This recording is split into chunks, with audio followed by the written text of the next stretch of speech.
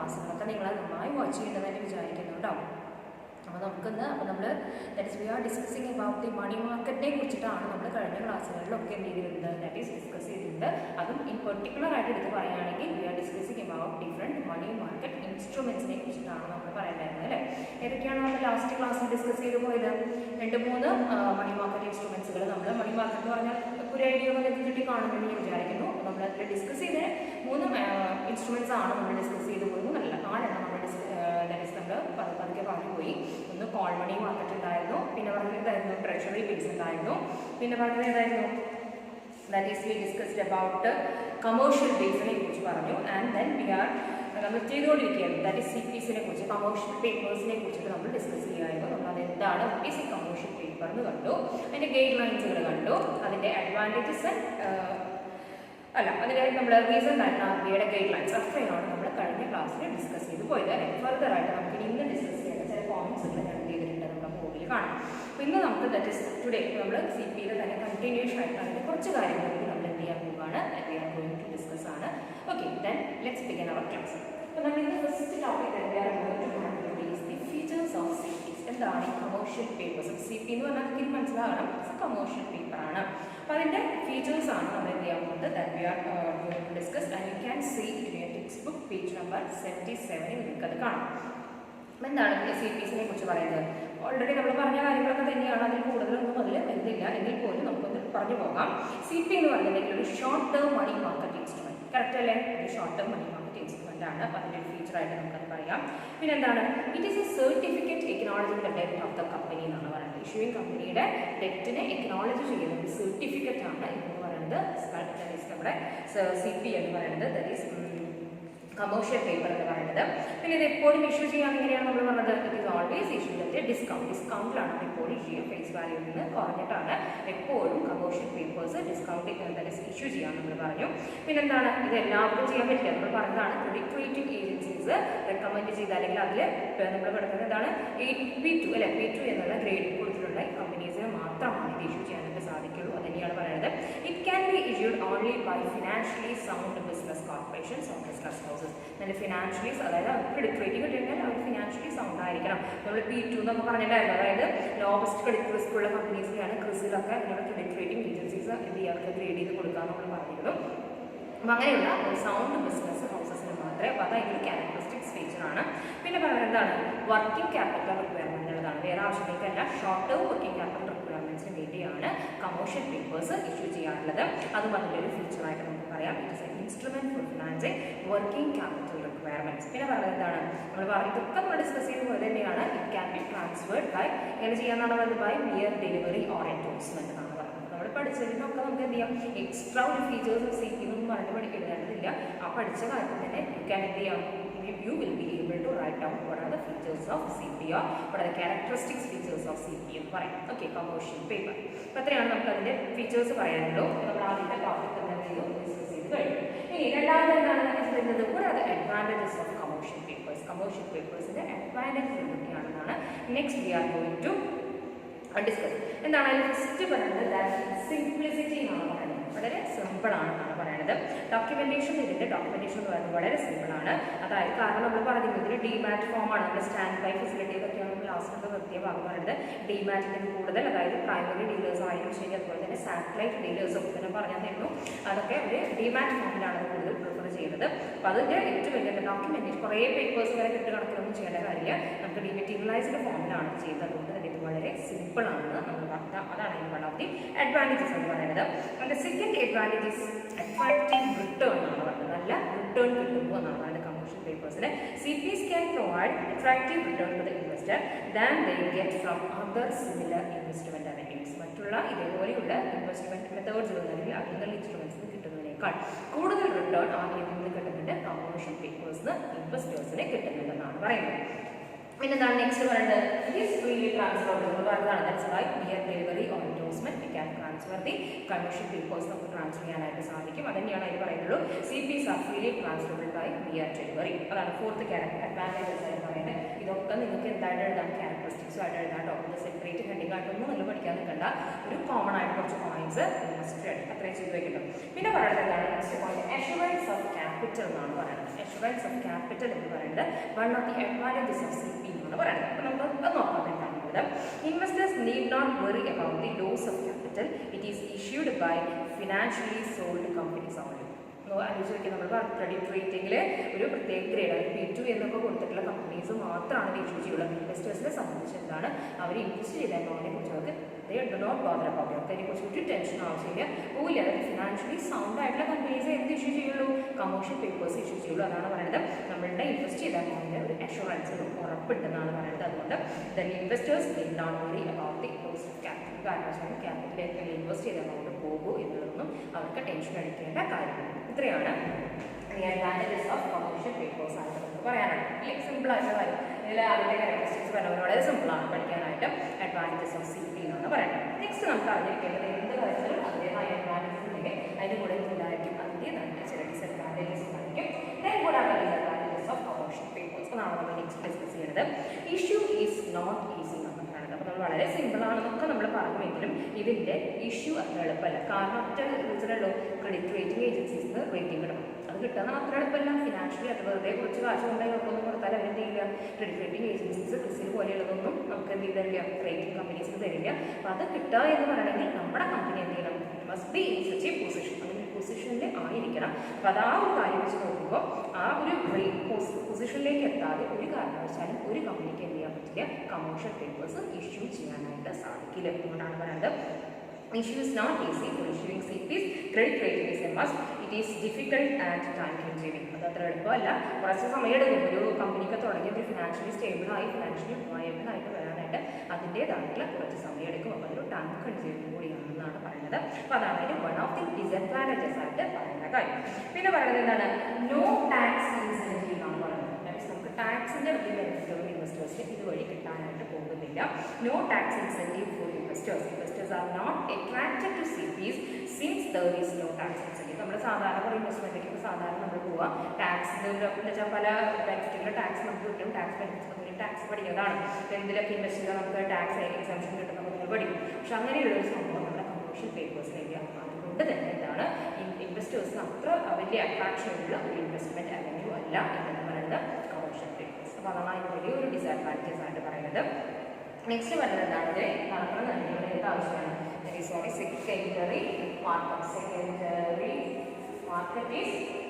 Secondary market ആവശ്യമാണ്. Primary market മാത്രം പോരാ, സെക്കൻഡറി മാർക്കറ്റ് ഉണ്ടെങ്കിൽ കമേഴ്ഷ്യൽ പേപ്പേഴ്സിൻ്റെ ഇഷ്യൂ ഒക്കെ നടക്കുള്ളൂ എന്നാണ് പറയുന്നത്. ഇത് absence of secondary market CPs once produced by an investor is difficult to pass it on to another and get direct invested. അതായത് ഒരിക്കൽ ഇഷ്യൂ ചെയ്ത കമേഴ്ഷ്യൽ പേപ്പേഴ്സ് വീണ്ടും വേറൊരാൾക്ക് നമ്മൾ ബിയറിൻ്റെ എഴുതിയെന്നൊക്കെ നമ്മൾ പറഞ്ഞില്ലേ, വെറുതെ ഡെലിവറിയോടെ ഇൻവെസ്റ്റ്മെൻറ്റ് നടത്തിയ വേറൊരാൾക്ക് കൊടുക്കാമെന്ന് നമ്മൾ പറഞ്ഞു. പക്ഷേ അത് നടക്കണമെന്നുണ്ടെങ്കിൽ അവിടെ എന്ത് വേണം, പ്രൈമറി ഇഷ്യൂ കഴിഞ്ഞ് സെക്കൻഡറി ഇഷ്യൂ ആണ് നടക്കണം. സെക്കൻഡറി മാർക്കറ്റ് ഇല്ലാതെ ഒരാൾ ഫ്രീലി ട്രാൻസ്ഫറബിൾ ആണ് സംഭവം ചെയ്യാം. പക്ഷേ അത് ഫ്രീലി ട്രാൻസ്ഫറബിൾ ആണെന്നുണ്ടെങ്കിൽ അവിടെ എന്ത് വേണം, third must be secondary market അവിടെ ആവശ്യമാണ്. അപ്പോൾ അതും എന്താണ്, സെക്കൻഡറി മാർക്കറ്റ് ഇല്ലാതെ കമേഴ്ഷ്യൽ പേപ്പേഴ്സിനെ കുറിച്ച് ആലോചിക്കാനായിട്ട് സാധിക്കില്ല. ആൻഡ് നെക്സ്റ്റ് പറയുന്നത് എന്താണ്, that is not an additional fund. കമേഴ്ഷ്യൽ പേപ്പേഴ്സിൻ്റെ ഒരു കാര്യം എന്ന് പറഞ്ഞാൽ കമേഴ്ഷ്യൽ പേപ്പേഴ്സ് ഇഷ്യൂ ചെയ്തവർ ഒരു അഡീഷണൽ ഫണ്ട് കിട്ടാമെന്നില്ലാണ് പറയുന്നത്. Instead of getting working capital fund from bank, company gets fund by the issue of CP and it is not an additional fund. അതായത് ബാങ്കിൽ നിന്ന് ലോൺ കിട്ടാതെ ആവുമ്പോഴാണ് ഇത് ചെയ്ത് വർക്കിംഗ് ക്യാപിറ്റൽ റിക്വയർമെൻറ്റ്സ് കമ്പനിക്ക് വന്നു. ബാങ്കിൽ നിന്ന് ലോൺ കിട്ടാതെ ആവുമ്പോഴാണ് ദേ ആർ മൂവിംഗ് ടുവേർഡ്സ് എന്താണ് ഇഷ്യൂ ഓഫ് CPയിലേക്ക് പോകുന്നത്. അല്ലാതെ CPയും ഇഷ്യൂ ചെയ്തു ബാങ്കിൽ നിന്ന് ലോണും കിട്ടാതെ രണ്ടും കൂടി കിട്ടില്ല. രണ്ടും കൂടി കിട്ടിയിരുന്നെങ്കിൽ നമുക്ക് എന്ത് പറയാമായിരുന്നു, ദർ ഇസ് എൻ അഡീഷണൽ ഉണ്ടോ നമുക്ക് പറയാമായിരുന്നു. അങ്ങനെയില്ല, അത് കിട്ടാതെ വരുന്ന കേസുകളിലാണ് എന്ത് ചെയ്യുന്നത്, they will go for the issue of CPയിലേക്ക് പോകുക. അപ്പോൾ CPയിൽ നിന്ന് കിട്ടുന്ന എമൗണ്ട്, കളക്ട് ചെയ്യുന്ന എമൗണ്ട് എന്ന് പറയുന്നത് ഒരിക്കലും ഒരു അഡീഷണൽ ഫണ്ട് അല്ല. ബാങ്കിൽ ലോൺ തന്നില്ല, അതുകൊണ്ട് ആ തുല്യ എമൗണ്ട് അല്ലെങ്കിൽ ആ ആവശ്യത്തിനുള്ള എമൗണ്ടിനുള്ള കമേഴ്ഷ്യൽ പേപ്പേഴ്സ് ഇഷ്യൂ ചെയ്യുന്നു. അപ്പോൾ അത്രയാണ് എന്തുള്ളത്, ദാറ്റ് ഈസ് കമേഴ്ഷ്യൽ പേപ്പേഴ്സിനെ കുറിച്ച് നമുക്ക് ഡിസ്കസ് ചെയ്യുന്നത്. അപ്പോൾ not is a commercial paper എന്ന് പഠിക്കുക, അതിൻ്റെ ഗെയിം ലൈൻസ് എന്താണെന്ന് നോക്കാം, that features, advantages and disadvantages. ഇത്രയാണ് നമ്മളിപ്പോൾ CPസിനെ കുറിച്ച് കമേഴ്ഷ്യൽ പേപ്പറിനെ കുറിച്ച് ഡിസ്കസ് ചെയ്യും. Okay, then we can move to the next money market instrument. പോകാം. നെക്സ്റ്റ് മണി മാർക്കറ്റ് ഇൻസ്ട്രുമെന്റ് എന്ന് പറയുന്നത് that is certificate of deposit എന്നാണ് പറയുന്നത്. ഞാൻ പേര് വെച്ചിട്ടുണ്ട് സർട്ടിഫിക്കറ്റ് ഓഫ് ഡെപ്പോസിറ്റ് എന്ന് പറയുന്നു. And it is commonly known as CD എന്നാണ് പറയുന്നത്. അല്ലെങ്കിൽ CD എന്നാണ് നമ്മളതിനെ സർട്ടിഫിക്കറ്റ് ഓഫ് ഡെപ്പോസിറ്റ് കൊണ്ട് മുഴുവൻ എടുത്ത് പറയാൻ പറ്റില്ല. അതായത് CDs എന്ന് പറഞ്ഞാൽ നമുക്ക് ഇനിയിപ്പോൾ നമ്മൾ ഫിനാൻഷ്യൽ മാർക്കറ്റ്സ് ആൻഡ് സർവീസസ് പഠിച്ചു കഴിഞ്ഞിട്ട് നമുക്കറിയണം എന്താണ് CDs എന്ന് കണ്ടാൽ നമ്മുടെ CD ഒന്നുമല്ല, that is certificate of deposits ആണുള്ളത് കേട്ടോ. CDs നമുക്ക് എന്താണ് CDസിനെ കുറിച്ച് കാണാനായിട്ട് നോക്കാം. ഇത് ഒരു സർട്ടിഫിക്കറ്റ് ഓഫ് ഡെപ്പോസിറ്റിന്റെ പ്രത്യേകത എന്ന് പറയുന്നത് it's A time deposit with a bank എന്നാണ് പറയുന്നത്. സർട്ടിഫിക്കറ്റ് ഡെപ്പോസിറ്റ് എന്ന് പറഞ്ഞാൽ എന്താണ്? It is A time deposit with a bank. അതായത് ഇത്ര ആലോചിച്ചാൽ മതി, ബാങ്കിൽ FD ഇടുന്നത് എങ്ങനെയാണോ അതേപോലെ തന്നെയാണ് എന്ന് പറയുന്നത് സർട്ടിഫിക്കറ്റ് ഓഫ് ഡെപ്പോസിറ്റ്. അതുകൊണ്ടാണ് പറയുന്നത് നമ്മൾ ബാങ്കിൽ ഒരു ടൈം ഡെപ്പോസിറ്റ് നടത്തുന്നത് പോലെയാണ് എന്ന് പറഞ്ഞിട്ട് നമ്മുടെ CD എന്ന് പറയുന്നത്. കാരണം എന്താണ് ഫിക്സഡ് ഡെപ്പോസിറ്റിന്റെ പ്രത്യേകത? നമ്മൾ ഒരു പർട്ടിക്കുലർ എമൗണ്ട് നമ്മൾ FD ഇട്ട് കഴിഞ്ഞിട്ടുണ്ടെങ്കിൽ ഒരു പ്രത്യേക മെച്യൂരിറ്റി പീരീഡ് ആകുമ്പോൾ നമുക്ക് എന്തെങ്കിലും ഇൻട്രസ്റ്റ് അടക്കം നമുക്ക് എന്ത് ചെയ്യാം പിൻവലിക്കാനായിട്ട് സാധിക്കും. ഈക്വൽ ടു ദാറ്റ് ആണ് പറയുന്നത്. Like most time deposit funds can be withdrawn. FD നമുക്ക് വേണമെങ്കിൽ മുൻപ് ചെയ്യാം അല്ലേ, മുൻപ് നമുക്ക് വിത്ഡ്രോ ചെയ്യാം. പക്ഷെ കുറച്ച് നമുക്ക് ഇൻട്രസ്റ്റ് ചെറിയൊരു എന്ത് പറ്റും, കുറച്ച് മുഴുവൻ ഇൻട്രസ്റ്റ് നമുക്ക് കിട്ടില്ല. അപ്പോൾ അതേപോലെ തന്നെയാണ് ഓക്കെ. ശരി, ഇങ്ങനെയാണ് പറയുന്നത്. Okay, like most time deposit funds cannot be withdrawn before. Okay, അതാണ് പറയുന്നത് കേട്ടോ. ഓക്കെ, നമ്മൾ എല്ലാ ഫിക്സഡ് ഡെപ്പോസിറ്റ്സിൻ്റെ പോലെ തന്നെ നമുക്ക് എന്ത് ചെയ്യാൻ പറ്റില്ല, മെച്യൂരിറ്റി ആവുന്നതിന് മുൻപ് വിത്ഡ്രോ ചെയ്യാൻ പറ്റാത്ത, ഞാൻ നേരത്തെ പറഞ്ഞത് ഞാനൊരു ചെറിയതായിട്ട് കറക്റ്റ് ചെയ്ത് പറഞ്ഞിരുന്നു. മറ്റുള്ള ധനസ് ബാങ്കിലുള്ള നമ്മുടെ FD പോലെ നമുക്കത് മെച്യൂരിറ്റിക്ക് മുൻപ് എന്ത് ചെയ്യാൻ പറ്റില്ല, വിത്ഡ്രോ ചെയ്യാൻ പറ്റില്ല. ഈ വിത്ഡ്രോ ചെയ്യാം, ഞാൻ നേരത്തെ പറഞ്ഞ രീതിയിലും വിത്ഡ്രോ ചെയ്യുകയാണെങ്കിൽ നമുക്ക് അത് എന്ത് കൊടുക്കേണ്ടി വരും, പെനാലിറ്റി പറയാം. നമ്മുടെ ഇൻട്രസ്റ്റ് റേറ്റ് കുറച്ച് കട്ടിങ് അവിടെ വരും. അപ്പോൾ അത് പെനാലിറ്റി കൊടുക്കാതെ വിത്ഡ്രോ ചെയ്യാൻ പറ്റാത്ത ഒരു ഡെപ്പോസിറ്റാണ് സർട്ടിഫിക്കറ്റ് ഓഫ് ഡെപ്പോസിറ്റ് എന്ന് പറയുന്നത്. ഇതിന് കൃത്യമായിട്ടൊരു സ്പെസിഫിക് മെച്യൂരിറ്റി ഡേറ്റും സ്പെസിഫിക് ഇൻട്രസ്റ്റ് റേറ്റും. അപ്പോൾ അങ്ങനെ പോയിന്റായിട്ട് നിങ്ങൾ എന്ത് ചെയ്യാം, പഠിച്ചു വയ്ക്കും. നിങ്ങൾക്ക് എളുപ്പത്തിന് ഓരോ ഇൻസ്ട്രുമെൻസിൻ്റെയും എന്ത് കിട്ടും, നിങ്ങൾക്ക് പോയിന്റുകൾ നിങ്ങൾക്ക് എഴുതാനായിട്ട് സാധിക്കും. അപ്പോൾ ഇത് കൃത്യമായിട്ടൊരു മെച്യൂരിറ്റി ഡേറ്റ് ഉണ്ടായിരിക്കും, അത് കൃത്യമായിട്ട് ഇൻട്രസ്റ്റ് റേറ്റ് ഉണ്ടായിരിക്കും. പിന്നെ ഇത് കൂടുതൽ ഒരു അട്രാക്റ്റീവ് എന്ന് പറഞ്ഞിട്ടുണ്ടെങ്കിൽ അതിൻ്റെ സേഫ്റ്റി, അതാണ് main advantages of certificate of deposit എന്ന് പറയുന്നത്. വളരെ സേഫാണ്. അതായത് എനി വൺ ക്യാൻ ഏൺ, അതായത് വലിയ ബുദ്ധിമുട്ടൊന്നുമില്ല. നമുക്കൊരു സേവിങ്സ് അക്കൗണ്ടിൽ ഇൻട്രസ്റ്റ് കിട്ടുന്നതിനേക്കാൾ കൂടുതൽ എമൗണ്ട് ഓഫ് ഇൻട്രസ്റ്റ് ഒക്കെ നമുക്ക് എന്തിന് കിട്ടുന്നതെന്ന് പറയുന്നത് സർട്ടിഫിക്കറ്റ് ഓഫ് ഡെപ്പോസിറ്റ് കിട്ടും. ഞാൻ എന്തൊക്കെ പറഞ്ഞു, ഇതൊരു ടൈം ഡെപ്പോസിറ്റ് ആണ്. ഒരിക്കലും നമുക്ക് മെച്യൂരിറ്റിക്ക് മുൻപ് പിൻവലിക്കാൻ പറ്റില്ല എന്നല്ല, പറ്റുവാണെങ്കിൽ തന്നെ നമുക്ക് പെനാലിറ്റി ആയിട്ട് കൊടുക്കേണ്ടതായിട്ട് വരും. പിന്നെ നമ്മളതിലെന്താ പറഞ്ഞത്, ഒരു കൃത്യമായിട്ടുള്ള മെച്യൂരിറ്റി പീരീഡ് ഉണ്ടായിരിക്കും, അതിന് കൃത്യമായിട്ട് ഇൻട്രസ്റ്റ് റേറ്റ് ഉണ്ടായിരിക്കും എന്നാണ് പറയുന്നത്. അതിൻ്റെ സേഫ്റ്റി എന്ന് പറയുന്നതാണ് that is one of main advantages എന്ന് പറയുന്നത്. അതുപോലെ തന്നെ എന്താണ്, സേവിങ്സ് അക്കൗണ്ട്, ഒരു SP അക്കൗണ്ടിൽ കിട്ടുന്നതിനേക്കാൾ കൂടുതൽ ഇൻട്രസ്റ്റ് ഒക്കെ നമുക്ക് എന്തിന് കിട്ടുന്നതാണ് പറയുന്നത്, ദാറ്റ് ഈസ് CD വഴി നമുക്ക് കിട്ടുമെന്ന് പറയുന്നത്. ഇവിടെ വരെ ക്ലിയർ അല്ലേ? ഇനി ഞാൻ നേരത്തെ പറഞ്ഞ കാര്യങ്ങൾ തന്നെയാണ്. Its nature is similar to that of the commonly available FD. അതിൻ്റെ നേച്ചർ എന്ന് പറഞ്ഞാൽ നമ്മുടെ കോമൺലി നമ്മളൊക്കെ കിട്ടുന്ന FDയോട് ഈക്വലൻ്റ് ആണെന്നാണ് പറയുന്നത്. വിത്ത് മേജർ ഡിഫറൻസ് ബിറ്റ്വീൻ. പക്ഷെ എന്നാൽ നമുക്ക് എന്താണ് ഡിഫറൻസ് ബിറ്റ്വീൻ, എന്നാൽ എല്ലാവർക്കും CD-യിലേക്കും എന്നാൽ എല്ലാവർക്കും FD-യിലേക്കും അങ്ങനെയല്ല. അപ്പോൾ നമുക്ക് കൃത്യമായിട്ടൊരു ഡിഫറൻസ് ഉണ്ട്. ദാറ്റ് ഈസ് സർട്ടിഫിക്കറ്റ് ഓഫ് ഡെപ്പോസിറ്റും ഫിക്സഡ് ഡെപ്പോസിറ്റുകളുമായിട്ട്. With major difference between two beings that എന്താണ്, CDs are easily transferable from one party to another.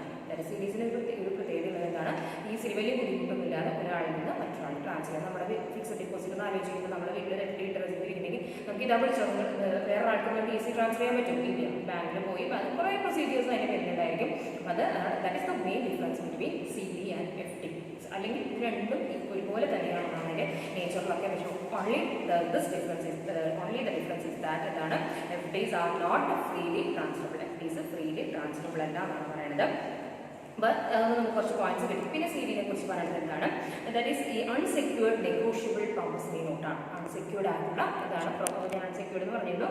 That is അസറ്റിന് പ്രത്യേകിച്ച് ഒരു കൊളാറ്ററൽ ഒരു സെക്യൂരിറ്റി ഒന്നും കൊടുക്കാതെയുള്ള അസറ്റിനെയാണ് നമ്മൾ അൺസെക്യൂർഡ് എന്ന് പറയാം. നമ്മൾ കഴിഞ്ഞ ക്ലാസ്സിൽ ഡിസ്കസ് ചെയ്ത് പോയിരുന്നു വട്ട് ഈസ് ആൻ അൺസെക്യൂർഡ് എന്ന് പറയുന്നത്. That is it is made without an asset given. ഒരു അസറ്റൊന്നും സെക്യൂരിറ്റി അല്ലാതെ ദാറ്റ് ഈസ് ചെയ്യുക, ഇതിനെയാണ് നമ്മൾ അൺസെക്യൂർഡ് എന്ന് പറയുന്നത്. CD ഒരു അൺസെക്യൂർഡ് നെഗോഷ്യബിൾ പ്രോമിസറി നോട്ടാണ്.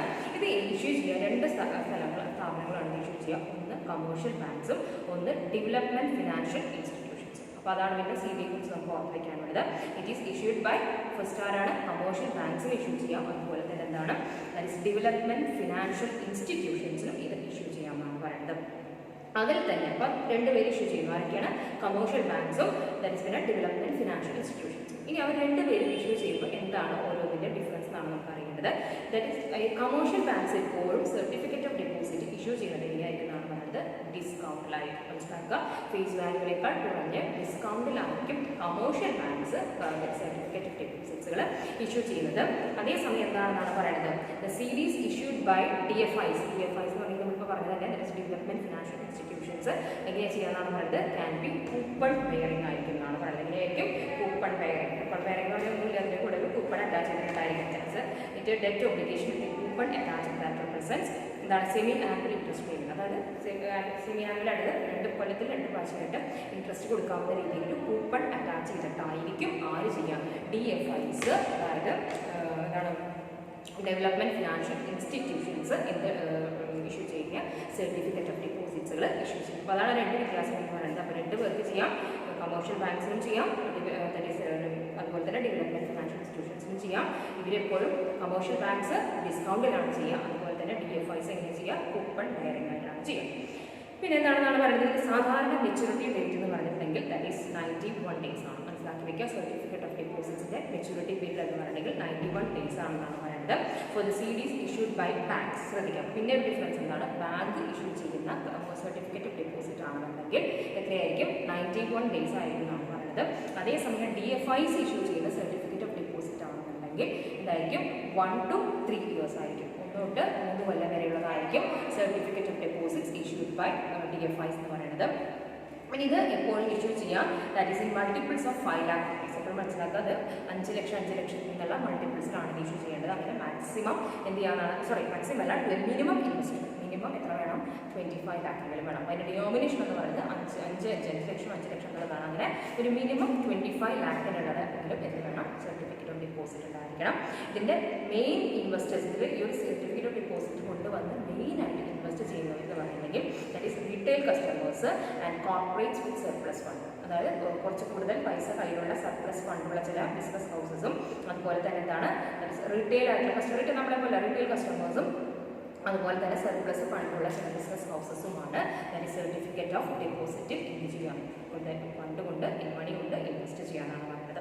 ഇത്രയാണ് ഞാൻ അതിനെക്കുറിച്ച് പറഞ്ഞത്. പിന്നെ അതിനെക്കുറിച്ച് പറയുന്നത് ഇങ്ങനെയൊക്കെയാണ്, ദാറ്റ് ഈസ് ഹൈലി ലിക്വിഡാണത്, റിസ്ക്ലെസ് ആണ്, വളരെ വലിയ റിസ്ക് ഒന്നുമില്ല. കാരണം എന്താ വെച്ചിട്ടുണ്ടെങ്കിൽ അതെങ്ങനെ സംബന്ധിച്ചിട്ടാണ്, in terms of default of payment of interest and principal, അതിന് ഇൻട്രസ്റ്റ് എമൗണ്ടും പ്രിൻസിപ്പൽ എമൗണ്ടും അതിലുള്ള എന്താ പറയുന്നത് വല്ല പോരായ്മകളൊക്കെ ഉണ്ടെങ്കിലും കുഴപ്പമൊന്നുമില്ല. സർട്ടിഫിക്കറ്റ് ഓഫ് ഡെപ്പോസിറ്റിൽ അത് ആ ഒരു വ്യൂ പോയിന്റിൽ നോക്കുകയാണെങ്കിൽ അത്ര വലിയ റിസ്ക് ഒന്നും ഇല്ലാത്ത one of the money market instrument ആണ് സർട്ടിഫിക്കറ്റ് ഓഫ് ഡെപ്പോസിറ്റ് എന്ന് പറയുന്നത്. അതുപോലെ തന്നെ ഹൈലി ലിക്വിഡ്, റിസ്ക്ലെസ് എന്ന് പറഞ്ഞാൽ നമുക്കറിയാം ഇറ്റ് ഈസ് ഹൈലി ലിക്വിഡ് ആയിരിക്കും എന്നുള്ളത്. ഇത്രയാണ് നമുക്ക് സർട്ടിഫിക്കറ്റ് ഓഫ് ഡെപ്പോസിറ്റിനെ കുറിച്ച് ചെയ്യാനുള്ളത്. വയ്ക്കുന്ന സീരീസ് എന്ന് പറയുന്നതിനെ കുറിച്ച് ഡിസ്കസ് ചെയ്യാൻ ക്ലിയർ. ഇപ്പോൾ നമ്മൾ ദാറ്റ് ഈസ് കമേഴ്ഷ്യൽ പേപ്പേഴ്സിൽ പഠിച്ച പോലെ തന്നെ എന്ത് ചെയ്യണം, that are some guidelines to that issued by the RBI for the issue of CDs issue ചെയ്യാനായിട്ട് നമ്മുടെ RBI എന്ത് ചെയ്യുന്നുണ്ട്, central bank of India that is reserve bank of India ചെയ്തിട്ടുണ്ട് ചില ഗൈഡ് ലൈൻസുകൾ പറഞ്ഞിട്ടുണ്ട്. ഈ ഗൈഡ് ലൈൻ പ്രകാരം മാത്രമേ എന്ത് ചെയ്യാനായിട്ട് പറ്റുള്ളൂ, ദാറ്റ് ഈസ് സർട്ടിഫിക്കറ്റ് ഓഫ് ഡെപ്പോസിറ്റ്സുകൾ ഇഷ്യൂ ചെയ്യാനായിട്ട് സാധിക്കുള്ളൂ. അത് മോഡിഫൈഡ് ഗൈഡ് ലൈൻസ് മാത്രമേ നമുക്ക് ബാക്കി, അത് മാത്രമേ നമുക്ക് തന്നിട്ടുള്ളൂ. മറ്റേത് നമ്മൾ രണ്ടും പഠിച്ചു. 1997-98 RBI മോഡിഫൈ ചെയ്തിട്ടുള്ള ചില ഗൈഡ് ലൈൻസുകൾ നമുക്ക് തന്നിട്ടുണ്ട്. ഈ പറഞ്ഞ പോയിന്റുകളൊക്കെ അതിലേക്ക് തന്നെ വരും. അപ്പോൾ നമ്മൾ ആ ഫസ്റ്റ് കേട്ടിട്ടുണ്ടെങ്കിൽ പിന്നെ നമുക്ക് ഇത് കേൾക്കുമ്പോൾ വളരെ എളുപ്പമായിട്ട് തോന്നും. അതിൽ ഫസ്റ്റ് ഒരു ഗൈഡ് ലൈൻ പറയുന്നത് അതിൻ്റെ മിനിമം ഡിനോമിനേഷൻ ഓഫ് CD നമ്മളിപ്പോൾ തന്നെ പറഞ്ഞു എങ്ങനെയാണ്, 5 lakh ആണ് അല്ലേ, ഡിനോമിനേഷൻ എന്ന് പറയുന്നത് 5 lakh ആയിരിക്കണം. പിന്നെന്താണ്, the minimum size of the issue of single deposit. അപ്പോൾ നമ്മൾ പറഞ്ഞത് ഡിനോമിനേഷൻ 5 lakh ആയിരിക്കണം എന്നാണ് first guide line. Second guide line പറയുന്നത് എന്താണ്, ദാറ്റ് ഈസ് ഒരു സിംഗിൾ ഡിപ്പോസിറ്റിൻ്റെ മിനിമം സൈസ് എന്ന് പറഞ്ഞാൽ 10 lakh ആയിരിക്കണം.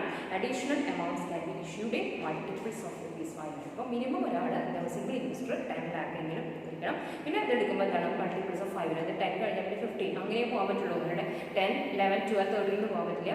10 lakh ആണ് മിനിമം എന്ന് പറയുന്നത് സിംഗിൾ ഇൻവെസ്റ്റർ ഡിപ്പോസിറ്റിനെ സംബന്ധിച്ച്. പിന്നെ അദ്ദേഹത്തിന് വേണമെന്നുണ്ടെങ്കിൽ എന്ത് ചെയ്യണം, ദാറ്റ് ഈസ് +5 അങ്ങനെ പറ്റുള്ളൂ. 5 മൾട്ടിപ്പിൾസിനെ ഇത് പോകാനായിട്ട് സാധിക്കുള്ളൂ. അത് സെക്കൻഡ് ഗൈഡ് ലൈനാണ്. തേർഡ് ഗൈഡ് ലൈൻ നമ്മൾ പറഞ്ഞ പോയിന്റ് തന്നെയാണ്. അതിൻ്റെ മെച്യൂരിറ്റി പീരീഡ് എന്ന് പറഞ്ഞാൽ എന്താണ്, ദാറ്റ് ഈസ് 91 days, അതായത് ടു 1 year. അതായത് നമ്മൾ പറഞ്ഞു, അതായത് കമേഴ്ഷ്യൽ ബാങ്ക്സ് ഇഷ്യൂ ചെയ്യുകയാണെങ്കിൽ 91 days-ഉം അതുപോലെ തന്നെ എന്താണ്, ദാറ്റ് ഈസ് നമ്മുടെ ഡെവലപ്മെൻറ്റ് ഫിനാൻഷ്യൽ ഇൻസ്റ്റിറ്റ്യൂഷൻസ് ഇഷ്യൂ ചെയ്യുകയാണെങ്കിൽ അതിൻ്റെ മെച്യൂരിറ്റി പീരീഡ് എന്ന് പറഞ്ഞാൽ 1 to 3 years എന്ന് പറഞ്ഞു. അതാണ് പറയുന്നത്. കോമൺലി നമ്മൾ പറയുമ്പോൾ അതിൻ്റെ മെച്യൂരിറ്റി പീരീഡ് ഓഫ് CDs എന്ന് പറഞ്ഞാൽ that is from 91 days to 1 year എന്നാണ്. അപ്പോൾ അതായിരിക്കണം, അതാണ് ഒരു ഗൈഡ് ലൈൻ പറയുന്നത്. പിന്നെന്താണ്, CDs are freely transferable or marketable after a lock-in period of 30 days after issue. അപ്പോൾ ഇതും നമ്മുടെ കമേഴ്ഷ്യൽ പേപ്പേഴ്സ് പോലെ തന്നെ ഇതിലൊക്കെ ഒന്ന് കമ്പയർ ചെയ്ത് പഠിക്കാം. കൺഫ്യൂഷൻ ആവുന്നുണ്ടെങ്കിൽ അതിലൊക്കെ ഇത് പോകാൻ കണ്ട സെപ്പറേറ്റ് ആയിട്ട് തന്നെ പഠിച്ചോ. ഇതും എന്താണെന്നാണ് പറയുന്നത്, ഫ്രീലി ട്രാൻസ്ഫറബിൾ തന്നെയാണെന്നാണ് പറയുന്നത്. പക്ഷേ ഒരു ഇഷ്യൂ ചെയ്തിട്ട് 30 ദിവസം എന്ത് ചെയ്യാൻ പറ്റില്ല, അത് നമുക്ക് ട്രാൻസ്ഫർ. അതാണ് ലോക്കിംഗ് പീരീഡ് എന്ന് പറയുന്നത് കേട്ടോ. നമ്മൾ ലോക്ക്ഡൗണൊക്കെ കണ്ടില്ലേ, നമ്മൾ പുറത്തിറങ്ങാതെ അതിനകത്ത് ഇരിക്കും. അതേപോലെ അതുവരെ അതിനെന്ത് ചെയ്യാൻ പറ്റില്ല, പുറത്തേക്ക് ഇറക്കാനായിട്ട് പറ്റില്ല. 30 ദിവസമെങ്കിലും അത് ആരാണോ വാങ്ങിച്ചിരിക്കുന്നത് അയാളുടെ കയ്യിലുണ്ടായിരിക്കണം. അപ്പോൾ ഇഷ്യൂ ചെയ്തതിന് 30 ദിവസത്തിനകം അതേ ആരാണോ അത് വാങ്ങിയത് അവരുടെ കയ്യിൽ ഡെപ്പോസിറ്റിൻ്റെ കയ്യിലുണ്ടായിരിക്കണം. After that he or she can transfer എന്നാണ് പറയുന്നത്. അപ്പോൾ ലോക്കിംഗ് പീരീഡ് എന്ന് പറയുന്നത് 30 days ആണ്. അല്ലെങ്കിൽ ആ 30 days കഴിഞ്ഞാൽ ഇറ്റ് ഈസ് ഫ്രീലി ട്രാൻസ്ഫറബിൾ ആണെന്നാണ് പറയുന്നത്.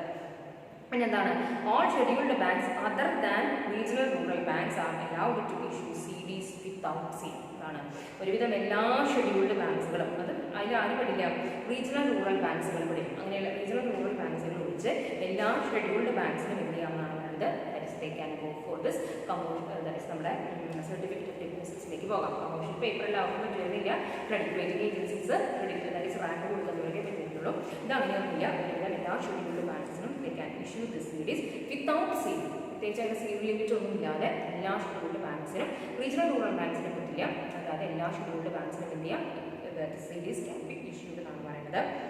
പിന്നെ പറയുന്ന ഗൈഡ് ലൈൻ എന്താണ്, CDസിനും എന്തുണ്ടെന്നാണ്, they are subject to CRR and SLR requirements. നമ്മൾ ഇന്നലെ നമ്മൾ കഴിഞ്ഞ ക്ലാസ്സിൽ ഡിസ്കസ് ചെയ്ത സംഭവമാണ് what is CRR and what is SLR. അപ്പോൾ അതൊന്നും എന്ത് ചെയ്യുക, ജസ്റ്റ് റീകോൾ ഇറ്റ്. എന്താണ് ക്യാഷ് റിസർവ് റേഷ്യോ എന്നും എന്താണ് സ്റ്റാറ്റ്യൂട്ടറി ലിക്വിഡിറ്റി റേഷ്യോ എന്നുള്ളതും എന്ത് ചെയ്യുക, ഒന്ന് റിക്കളക്ട് ചെയ്തെടുക്കാം. ഈ CDs എന്ന് പറഞ്ഞാൽ എന്താണ്, CRRഉം SLRഉം നമുക്ക് ബാധകമാണ്. CDs are subject to cash reserve ratio and statutory liquidity ratio എന്നാണ് പറയുന്നത്. അപ്പോൾ അതൊരു ഗൈഡ് ലൈൻ ആണ്. പിന്നെന്താണ്, CDs cannot be bought back nor any loan can be given against CDs by the issuing institution. അപ്പോൾ അതാണ് ഓർത്ത് വയ്ക്കേണ്ടത്. ഒരിക്കലും ഈ സർട്ടിഫിക്കറ്റ് ഓഫ് ഡെപ്പോസിറ്റ് നമുക്ക് എന്ത് ചെയ്യാൻ പറ്റില്ല, തിരിച്ചു വാങ്ങിക്കാനും പറ്റില്ല. അതുപോലെ തന്നെ എന്താണ്, ഈ CDs ഇപ്പോൾ നമ്മൾ ലൈഫ് ഇൻഷുറൻസ് സർട്ടിഫിക്കറ്റ് വെച്ച് ലോൺ എടുക്കില്ല. അപ്പോൾ അങ്ങനെയൊന്നും നമുക്ക് ഈ certificate of deposit even fixed ഡെപ്പോസിറ്റുകൾ വെച്ചിട്ട് വേണമെങ്കിൽ നമുക്ക് ഈ പ്രൈവറ്റ് ഇൻസ്റ്റിറ്റ്യൂഷൻസ് ഒക്കെ ചിലപ്പോൾ മണി ലെൻഡിങ്ങൊക്കെ സാധ്യമാവും, ശരിയായിട്ടുള്ള രീതികളല്ലെങ്കിൽ പോലും. പക്ഷേ CDs വെച്ചുകൊണ്ട് നമുക്ക് അങ്ങനെ ഒരു സംഭവം ഒരിക്കലും നടക്കില്ല. നിങ്ങൾ ഈ സർട്ടിഫിക്കറ്റ് കാരണം അതിൻ്റെ എമൗണ്ട് ഒരു വാല്യൂ ഉണ്ടല്ലോ, പക്ഷെ അത് വെച്ചുകൊണ്ട് ലോൺ എടുക്കുക എന്ന് പറഞ്ഞെങ്കിൽ ഇറ്റ് ഇസ് നോട്ട് പോസിബിൾ എന്നാണ് പറയുന്നത്. ഒരു ഗൈഡ് ലൈൻ അതാണ്, it cannot be bought back, തിരിച്ചു വാങ്ങിക്കാനും പറ്റില്ല. അതുപോലെ തന്നെ എന്താണ്, any loan cannot be taken by using with CDs എന്നാണ് പറയുന്നത്. പിന്നെന്താണെന്നാണ് പറയുന്നത്, നെക്സ്റ്റ് ഒരു ഗൈഡ് ലൈൻ പറയുന്നത്, term lending institutions can also issues certificate of deposit. Term lending institution എന്താണ്, നമ്മുടെ സബ്സിഡിയിലെ IDBI, CAG എന്നൊക്കെ പറയുന്നത്, അങ്ങനെയാണ് ടേം ലെൻഡിങ് ഇൻസ്റ്റിറ്റ്യൂഷൻസ് പറയുന്നത്. അവർക്കും വേണമെങ്കിൽ എന്ത് ചെയ്യാമെന്നാണ് പറയുന്നത്, they can go for the issue of CDs എന്നാണ് പറയുന്നത്. With a maturity period of 1 to 3 years. അപ്പോൾ മാക്സിമം 3 ആണ്. 2 തരത്തിൽ ബാങ്കും ഉണ്ട്, അതുപോലെ തന്നെ ഡെവലപ്മെൻറ്റ് ഇൻസ്റ്റിറ്റ്യൂഷൻസ് ഉണ്ട്, ഫിനാൻഷ്യൽ ഇൻസ്റ്റിറ്റ്യൂഷൻസ് ഉണ്ടെങ്കിലും അവർ എത്രയായാലും 91, 1, 3 ആ ഒരു 3 കൊല്ലം അങ്ങനെ മാക്സിമം അവർക്ക് വേണമെന്നുണ്ടെങ്കിൽ they can go for the issue of certificate of deposit എന്നാണ് പറയുന്നത്. ക്ലിയർ? അപ്പോൾ അത്രയാണ് that is the guidelines of ഇതിനെ കുറിച്ച് പറയുന്നത്. ദാറ്റ് ഇസ് RBI കൊടുത്തിട്ടുള്ള സർട്ടിഫിക്കറ്റ് ഓഫ് ഡെപ്പോസിറ്റ് ഇഷ്യൂ ചെയ്യുന്നതിനുള്ള ഗൈഡ് ലൈൻസിനെ കുറിച്ച് പറയുന്നത്. ക്ലിയർ? അപ്പോൾ നമ്മൾ ഗൈഡ് ലൈൻസ് കഴിഞ്ഞിട്ടുണ്ടെങ്കിൽ next that we are going to see what are the features of certificate of deposit. Certificate of ഡെപ്പോസിറ്റ്സിൻ്റെ ഫീച്ചേഴ്സ് എന്താണ്. അപ്പോൾ നമുക്ക് ഇതിൽ കൂടുതലൊന്നും പഠിക്കേണ്ടാവില്ല, പറഞ്ഞ പോയിന്റ്സ് തന്നെയാണ്. ഞാൻ ജസ്റ്റ് റീഡിങ് ഞാനത് വായിച്ചു പോകാം. Bank CDs are issued at a discount to face value. അപ്പോൾ പറഞ്ഞ കാര്യമില്ല, ബാങ്ക്സ് CDs ഇഷ്യൂ ചെയ്യുന്നത് ദാറ്റ് ഇസ് എങ്ങനെയാണ്, ഡിസ്കൗണ്ടിലാണ്. പിന്നെ അതേസമയം ഡെവലപ്മെൻറ്റ് ഫിനാൻഷ്യൽ ഇൻസ്റ്റിറ്റ്യൂഷൻസ് എങ്ങനെയായിരിക്കും, are issued at face value but with a coupon rate of interest. അതിൻ്റെ കൊണ്ട് കൂപ്പൺ റേറ്റ് ഓഫ് ഇൻട്രസ്റ്റ് കൂടി ഉള്ളതായിരിക്കും. DFIs എന്ത് ചെയ്യുന്നത് ഇഷ്യൂ എന്നാണ് പറയുന്നത് CDs. പിന്നെ എന്താണ്, CDs are repayable on a fixed date, no question of grace period. ഒരു ഗ്രേസ് പീരീഡ് എന്നാണ് ഗ്രേസ് പീരീഡ് എന്താണ്, അഡീഷണൽ പീരീഡ്സ് കൊടുക്കുന്നതാണ് അതിനെ ഗ്രേസ് പീരീഡ് എന്ന് പറയുന്നത്. നമ്മുടെ സർട്ടിഫിക്കറ്റ് ഓഫ് ഡെപ്പോസിറ്റ്സിന് ഒരു ഫിക്സഡ് ഡേറ്റിലാണ് തന്നെ എന്ത് ചെയ്യണം, ഹാസ് ടു ബി റീപേ ചെയ്തിരിക്കണം. അല്ലാതെ ഗ്രേസ് പീരീഡുകളൊന്നും അതിനില്ല എന്നാണ് പറയുന്നത്. പിന്നെ എന്താണ്, സ്റ്റാമ്പ് ഡ്യൂട്ടി, സർട്ടിഫിക്കറ്റ് ഓഫ് ഡെപ്പോസിറ്റ്സിന് സ്റ്റാമ്പ് ഡ്യൂട്ടി ബാധകമാണ്. മനസ്സിലാക്കിയിരിക്കുക. CDs are subject to stamp duty എന്നാണ്. And CDs are freely transfer. നമ്മൾ പറഞ്ഞ വലിയ ബുദ്ധിമുട്ടൊന്നും ഇല്ലാതെ നമുക്കത് ട്രാൻസ്ഫർ ചെയ്യാം. ഒറ്റ കണ്ടീഷനേ ഉള്ളൂ, 30 days ലോക്കിംഗ് പീരീഡ് ഉണ്ട്. ദാറ്റ് ഈസ് ആ ലോക്ക് പീരീഡ് കഴിഞ്ഞിട്ടുണ്ടെങ്കിൽ, ലോക്കിംഗ് പീരീഡ് കഴിഞ്ഞാൽ they can be easily transferable ആണ്. ഇത്രയാണ് that is features of CDs എന്ന് പറയുന്നത്. പിന്നെ അതിലൊരു ഹെഡിങ് നിങ്ങൾക്ക് കൊടുത്തിട്ടുണ്ട്, പ്രാക്ടിക്കൽ സിനാരിയോ എന്ന് പറയുന്നത്. ഇപ്പോഴത്തെ അതായത് സിനാരിയോ ഇപ്പോഴത്തെ ഒരു പിക്ചർ എങ്ങനെയാണ്, പ്രാക്ടിക്കലി എങ്ങനെയാണ് ഈ കാര്യങ്ങൾ നടക്കുന്നതെന്നാണ് പറഞ്ഞിരിക്കുന്നത്. അപ്പോൾ ഞാനത് നിങ്ങളുടെ ടെക്സ്റ്റ് വായിച്ച് അതേപോലെയൊന്നുമല്ല ഞാൻ പറഞ്ഞു തരുന്നത്. നമുക്കൊന്ന് ജസ്റ്റ് ഡിസ്കസ് ചെയ്ത് പോകാം, അത്രയേ ഉള്ളൂ. പ്രാക്ടിക്കൽ സിനാരിയാണ് പറയുന്നത്. അതായത് മനസ്സിലാക്കി വയ്ക്കുക, സർട്ടിഫിക്കറ്റ് ഓഫ് ഡിപ്പോസിറ്റ് എന്ന് പറഞ്ഞാൽ ഏറ്റവും popular in between the private firms ആണ്. ഏറ്റവും കൂടുതൽ പ്രൈവറ്റ് ബാങ്ക്സിലാണ് ഏറ്റവും കൂടുതലുള്ളതെന്നാണ് പറയുന്നത്. അതുപോലെ തന്നെ ഫോറിൻ ബാങ്ക്സ്, പ്രൈവറ്റ് ബാങ്ക്സും ഫോറിൻ ബാങ്ക്സുമാണ് കൂടുതൽ ഈ ഒരു CD റൂട്ട്, അതായത് ഈ ഒരു വഴി കൂടെ എന്ത് ചെയ്യുന്നത്, ദാറ്റ്സ് അവർ ഫണ്ട് റേസ് ചെയ്യാനാണ് പറയുന്നത്. കാരണം അവരുടെ ഒരു കാഴ്ചപ്പാടിൽ എന്താണ്, ഇറ്റ് ഈസ് ചീപ്പറാണ്, മറ്റുള്ള ഇൻസ്ട്രുമെൻസുമായിട്ട് കമ്പയർ ചെയ്യുന്നതാണെന്നാണ് പറയുന്നത്. They prefer to invest in certificate of deposits, invest ചെയ്യാനായിട്ട് അവർക്ക് താല്പര്യം കൂടുതലാണെന്നാണ് പറയുന്നത്. അപ്പോൾ അതിൽ നമുക്ക് എക്സാമ്പിൾ പറഞ്ഞത് UTI ബാങ്കിൻ്റെ ഒക്കെ എക്സാമ്പിൾ പറഞ്ഞിട്ടുണ്ട്. യൂണിറ്റ് ട്രസ്റ്റ് ഓഫ് ഇന്ത്യ കേട്ടോ, അവർ ഒരു 2003-04 ഏകദേശം ഒരു ₹1500 crore വരെ ഈ ഒരു സംഭവത്തിൽ അവർ ഇൻവെസ്റ്റ് ചെയ്തിട്ടുണ്ട്. ഇൻ 2004-05 നമുക്ക് കാണാം ഏകദേശം ₹2000 crores ഒക്കെ അവർ ഇതിൽ തന്നെ ചെയ്തിട്ടുണ്ട്, ബ്ലോക്ക് ചെയ്ത് വെച്ചിട്ടുണ്ട്. ദാറ്റ് സർട്ടിഫിക്കറ്റ് ഓഫ് ഡിപ്പോസിറ്റ്സിൽ ചെയ്തിട്ടുണ്ട്.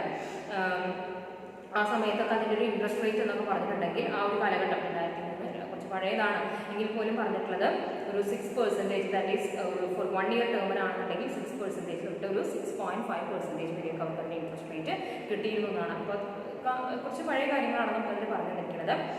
പിന്നെ എന്താ വെച്ചിട്ടുണ്ടെങ്കിൽ പിന്നെ അതിനെക്കുറിച്ച് പറയാനുള്ളതാണെങ്കിൽ ഇതെങ്ങനെയുള്ള നമുക്ക് എന്തുകൊണ്ടാണ് ഈ പ്രൈവറ്റ് ബാങ്ക്സ് ഇതിലേക്ക് പോകുന്നുണ്ടെങ്കിൽ സാധാരണയായിട്ട് സർട്ടിഫിക്കറ്റ് ഡിപ്പോസിറ്റ് പ്രിഫർ ചെയ്യുക എങ്ങനെയുള്ള ആളുകളാണെന്നുണ്ടെങ്കിൽ that are desperate to grow, അതായത് അവർക്ക് വളരണം, ഇതിൽ റീസെൻ്റ്ലി വന്നതായിരിക്കും, അപ്പോൾ അവർക്കൊന്നും കൂടി മാർക്കറ്റിലൊന്നും വളരാൻ ചിന്തിക്കുന്ന ആളുകളാണ്. Who are desperate to grow their business operations. അതായത് UPA ഒക്കെ വന്ന കാലത്ത് അവർ പിടിച്ചു നിൽക്കാൻ പാടുപെട്ടിരുന്നു. പിന്നെ നമ്മൾ മോണോപ്പൊളിയാണ് അവരുടെ കയ്യിലുള്ളത്, നെക്സ്റ്റല്ലേ നമ്മൾ പറഞ്ഞ കാര്യങ്ങളാണ് മ്യൂച്വൽ ഫണ്ടിൻ്റെ ഒക്കെ. ആ സമയങ്ങളിലൊക്കെ ഇങ്ങനെയുള്ള UTI പിന്നെ എന്താണ് HSBC, സ്റ്റാൻഡേർഡ് ചാർട്ടേഡ് ബാങ്ക്, അവരൊക്കെ കൂടുതൽ ഈ ഒരു സർട്ടിഫിക്കറ്റ് ഓഫ് ഡിപ്പോസിറ്റ് പ്രിഫർ ചെയ്തിരുന്നു. കാരണം അപ്പോൾ ഇങ്ങനെയുള്ളവരാണ് ഞങ്ങൾക്കൊന്നും കൂടി വളരണം, ദാറ്റ് ഈസ് ഈ ഒരു ഫിനാൻഷ്യൽ മാർക്കറ്റിൽ പിടിച്ചു നിൽക്കണം എന്ന് ആഗ്രഹിക്കുന്ന, അല്ലെങ്കിൽ നമ്മളൊന്ന് ഡെവലപ്മെൻറ്റിലേക്ക് വരണം എന്ന് വിചാരിക്കുന്നവരാണ് എന്ത് ചെയ്യുന്നത്, ദാറ്റ് ഈസ് ഈ ഒരു സർട്ടിഫിക്കറ്റ് ഓഫ് ഡിപ്പോസിറ്റിലേക്ക് പോകുക എന്നാണ് പറയുന്നത്. പിന്നെ ഇതിൻ്റെ പ്രൈസ് നമ്മൾ ഡിസൈഡ് ചെയ്യുക, സർട്ടിഫിക്കറ്റ് ഓഫ് ഡിപ്പോസിറ്റിൻ്റെ പ്രൈസിങ് എങ്ങനെയാണ് നടത്താന്ന് വെച്ചിട്ടുണ്ടെങ്കിൽ ഡിപ്പെൻസ് അപ്പോൺ ദി എത്ര ബയേഴ്സ് ഉണ്ടെന്ന് നോക്കും, അതുപോലെ തന്നെ എത്ര ഇഷ്യൂവേഴ്സ് ഉണ്ടെന്ന് നോക്കും, അതുപോലെ തന്നെ സപ്ലൈ ഡിമാൻഡ് റേഷ്യോ. ഈ 3 കാര്യങ്ങൾ, എത്ര ബയേഴ്സ് ഉണ്ട് വാങ്ങിക്കാൻ ആളുകൾ നോക്കും, എത്ര അത് ഇഷ്യൂ ചെയ്യുന്നവർ എത്ര പേരുണ്ടെന്ന് നോക്കും, അത് ഇഷ്യൂ ചെയ്യുന്നവർ ബയേഴ്സ് എത്ര പേരുണ്ടെന്ന് നോക്കും, അതേപോലെ തന്നെ അവരുടെ സപ്ലൈ ഡിമാൻഡ് റേഷ്യോ എല്ലാം. ഈ 3 ഫാക്ടേഴ്സ് നോക്കിയിട്ടാണ് pricing of certificate of deposit നടക്കുന്നത്. ക്ലിയർ? ഞാനതിൽ ടെക്സ്റ്റിൽ ഈച്ച് വായിച്ചതൊക്കെ പറഞ്ഞു തന്നിട്ടില്ല. ഈ ഒരു ഇത് കേട്ട് മനസ്സിലാക്കി ഇങ്ങനെ വെച്ചാൽ മതി. പറയുമ്പോൾ ചെറിയൊരു നോട്ടാക്കി എഴുതി വെച്ചിട്ടുണ്ടെങ്കിൽ വിൽ അത്രയും ആവശ്യമുള്ളൂ ആ ഭാഗം കേട്ടോ. അപ്പോൾ നമ്മളിതോടുകൂടി ഒരു മണി മാർക്കറ്റ് ഇൻസ്ട്രുമെൻറ്റ് കൂടി പഠിച്ചു കഴിയാണ് certificate of deposit. Next then other ഇൻസ്ട്രുമെൻറ്റിലേക്ക് പോകാം. നെക്സ്റ്റ് അതർ ഇൻസ്ട്രുമെൻറ്റ് എന്ന് പറയുന്നത് എന്താണ്, ഈസ് IBP എന്ന് ഞാൻ എഴുതിയിട്ടുള്ളൂ. ദാറ്റ്സ് ദ ഷോർട്ട് ഫോം ആണ്. Full form is that Inter bank participation certificate. മനസ്സിലാക്കി വയ്ക്കുക, ഇന്റർ ബാങ്ക് പാർട്ടിസിപ്പേഷൻ സർട്ടിഫിക്കറ്റ് എന്നുള്ളതാണ്. അപ്പോൾ നമുക്ക് ഓരോ കാലഘട്ടമായിട്ട് നമുക്ക് അതിനെക്കുറിച്ച് പറഞ്ഞു തന്നെ കേട്ടോ. അപ്പോൾ IBP എന്ന് പറഞ്ഞാൽ നമ്മളതിന് ഫുൾ ഫോം പഠിച്ചു വെക്കണം. ദാറ്റ്സ് എന്താണ്, ഇന്റർ ടെക്സ്റ്റിലുണ്ടല്ലോ വെച്ചിട്ടാണ് നിങ്ങൾ ഫുൾ ഉണ്ടാകുന്നത്. Inter for bank and P for participation. Inter bank participation certificate ആണ്. അതായത് ഒരു 70s ചെറിയ ഹിസ്റ്ററി ഒക്കെ നമുക്ക് പറഞ്ഞിരുന്നത്. ഇതിൻ്റെ ആദ്യത്തെ പേര് IBP എന്നാണ് ഇന്നെങ്കിൽ. അപ്പോൾ 70s അറിയപ്പെട്ടിരുന്നത് പാർട്ടിസിപ്പേഷൻ സർട്ടിഫിക്കറ്റ് എന്നായിരുന്നു. ഇതാണ് 70s എത്രയോ കൊല്ലം മുമ്പാണെന്ന് ആലോചിച്ച് വയ്ക്കുക. ആ സമയത്ത് ബാങ്കേഴ്സിൻ്റെ ഇടയിലൊക്കെ ഭയങ്കര പോപ്പുലറായിട്ടുള്ള വൺ ഓഫ് ദി ഇൻസ്ട്രുമെൻ്റ് ആയിരുന്നു ഈ പറയുന്ന പാർട്ടിസിപ്പേഷൻ സർട്ടിഫിക്കറ്റ് എന്ന് പറയുന്നത്. അതിൻ്റെ ഒരു മെയിൻ അന്നത്തെ കാലത്ത് അതിന് ഇൻസ്ട്രുമെൻറ്റ് വരാനുള്ള വൺ ഓഫ് ദ റീസൺ എന്ന് പറഞ്ഞിട്ടുണ്ടെങ്കിൽ that is to even out the short term liquidity problems faced by the banks. Banks face ചെയ്യുന്ന ഷോർട്ട് ടേം ഫണ്ടിൻ്റെ ബുദ്ധിമുട്ടുകളുണ്ടാകും. അതൊന്നും ഈവൺ ഔട്ട് അതൊന്ന് പരിഹരിച്ച് കൊണ്ടുപോകാം.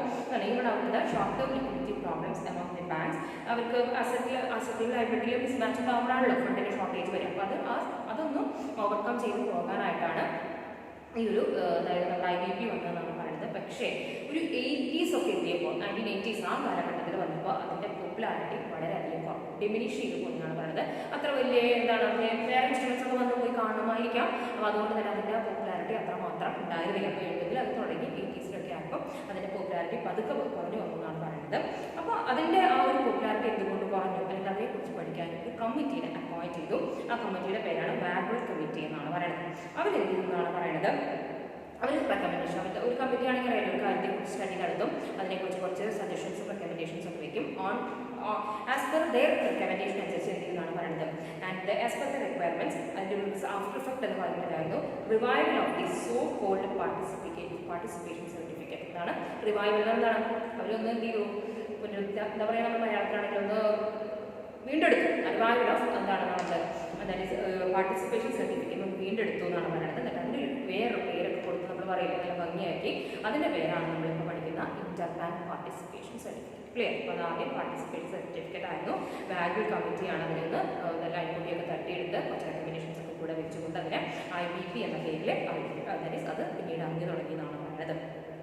ഇനി ഇത് നമ്മുടെ RBIയുടെ ഗൈഡ് ലൈൻ പ്രകാരം ബാങ്ക്സിന് 2 തരത്തിലുള്ള Inter bank participation, full name ആണെങ്കിൽ ഇന്റർ ബാങ്ക് പാർട്ടിസിപ്പേഷൻ സർട്ടിഫിക്കറ്റ് കേട്ടോ, അത് ഇഷ്യൂ ചെയ്യാനാണ് സാധിക്കുന്നതാണ് പറയുന്നത്. First type is risk bearing basis.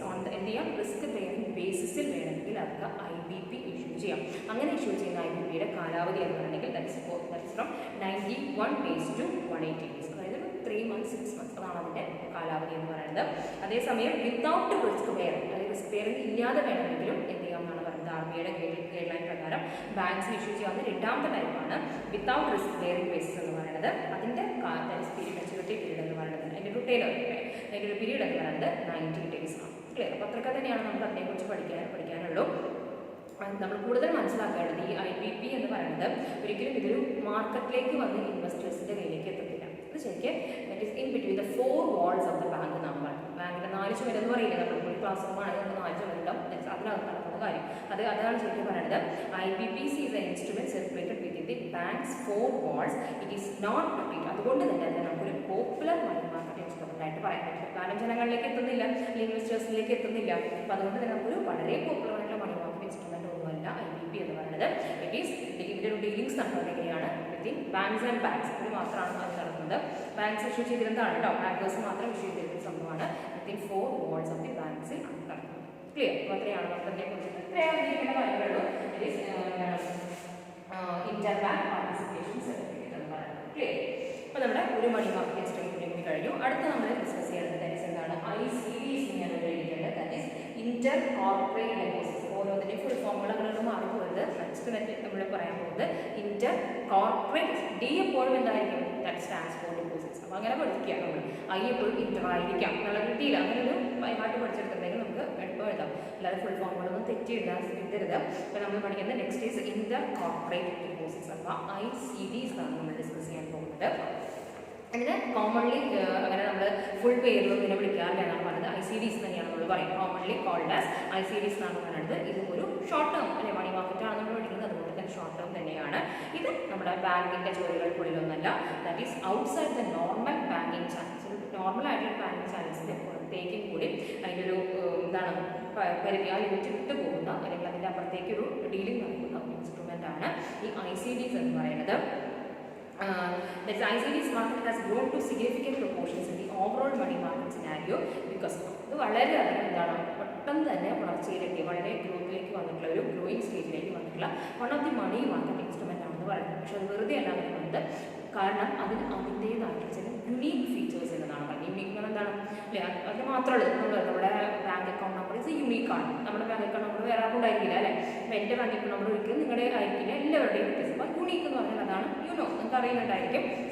അപ്പം അതിൻ്റെ ചില യുണീക്ക് ഫീച്ചേഴ്സ് കാരണം പെട്ടെന്ന് തന്നെ എന്താണ് ഓവറോൾ മണി മാർക്കറ്റിൽ പെട്ടെന്ന് തന്നെ പോപ്പുലർ ആയിട്ടുള്ള അല്ലെങ്കിൽ പെട്ടെന്ന് തന്നെ അത് ഗ്രോ ചെയ്തിട്ടുള്ള ഒരു മണി മാർക്കറ്റ് ഇൻസ്ട്രുമെൻ്റ് ആണെന്നാണ് പറയുന്നത്. ഇനി എന്തൊക്കെയാണ് ആ യുണീക്ക് ഫീച്ചേഴ്സ് എന്നുള്ളതാണ് നമ്മൾ ഡിസ്കസ് ചെയ്യാൻ പോകുന്നത്. ഫസ്റ്റ് യുണീക്ക് ഫീച്ചർ എന്ന് പറഞ്ഞാൽ എന്താണ്, that is speed of delivery എന്നാണ് പറയുന്നത്. ഫസ്റ്റ് എന്താണ് നമ്മൾ പറയുന്നത്, അതിൻ്റെ unique feature speed of delivery. Speed എന്നുള്ളതാണ് ഡെലിവറി എന്നുള്ളതാണ് അത് കൈകാര്യം ചെയ്യുന്നതിൽ വളരെയധികം സ്പീഡോടുകൂടി അതിൻ്റെ കൺവീനിയൻസുകളൊക്കെ നമുക്ക് നടത്താനായിട്ട് സാധിക്കും. അതിന് ഫസ്റ്റ് യുണീക്ക് ഫീച്ചറായിട്ട് പറയുന്നത് എന്താണ്, ICD ട്ടോ, സ്പീഡ് ഓഫ് ഡെലിവറി എന്നാണ് പറയുന്നത്. അതായത് one of the most crucial highlights of this mode of financing is the relative speed in the ഡെലിവറിയിലുണ്ടാകുന്ന ഭയങ്കരമായിട്ടുള്ള സ്പീഡ്, പെട്ടെന്ന് കാര്യങ്ങൾ നടക്കുന്നതാണ് പറയുന്നത്. ലെൻഡറിന് ബോറോയിലേക്ക് പെട്ടെന്ന് എന്ത് ചെയ്യാം, ആ ഒരു ഡീലിംഗ്സ് ട്രാൻസാക്ഷൻ കംപ്ലീറ്റ് ചെയ്യാനായിട്ട് സാധിക്കുന്നതാണ് പറയുന്നത്. അതുകൊണ്ട് തന്നെ ഒരുവിധം ഫിനാൻസ് മാനേജേഴ്സ് ഒക്കെ എന്താണ് ഉറപ്പിച്ച് പറയുന്ന ഒരു കാര്യമാണ്, if you are going for ICD എന്നുള്ള മണി മാർക്കറ്റ് ഇൻസ്ട്രുമെൻ്റ് ആണെങ്കിൽ എല്ലാ കാര്യങ്ങളും എന്ത് കിട്ടും, വേഗം തന്നെ കഴിഞ്ഞ് കിട്ടുന്നതാണ് പറയുന്നത്. വേഗം തന്നെ നമുക്ക് അതിൻ്റെ ഡീലിങ്സുകളെല്ലാം എന്ത് ചെയ്യാം ക്ലോസ് ചെയ്യാനായിട്ട് സാധിക്കുന്നതാണ് പറയുന്നത്.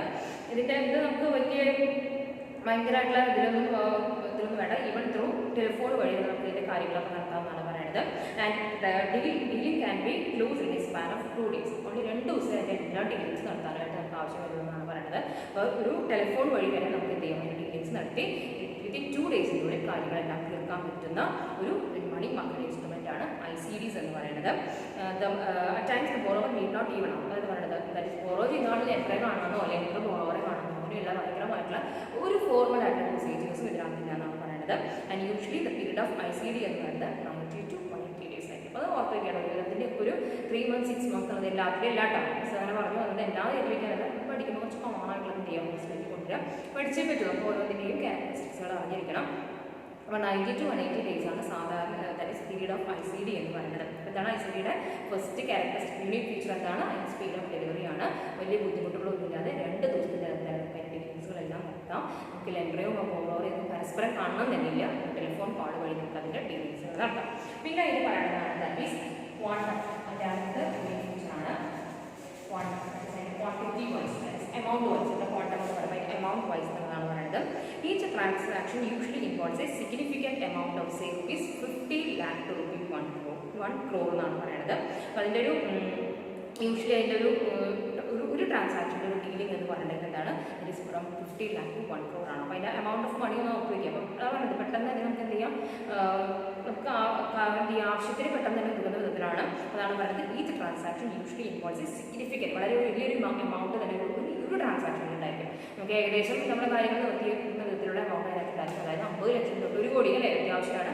അത്രയും വലിയൊരു ഡീലിംഗാണ് നമ്മൾ ഇതുവഴി നടത്തുന്നത്. അപ്പോൾ ക്വാണ്ടം എന്ന് പറയുന്നത് അതിൻ്റെ ദാറ്റ് ഈസ് എമൗണ്ട് എന്ന് പറയുന്നത് one of its characteristic feature unique ഫീച്ചറായിട്ട് നമുക്ക് പറയാം.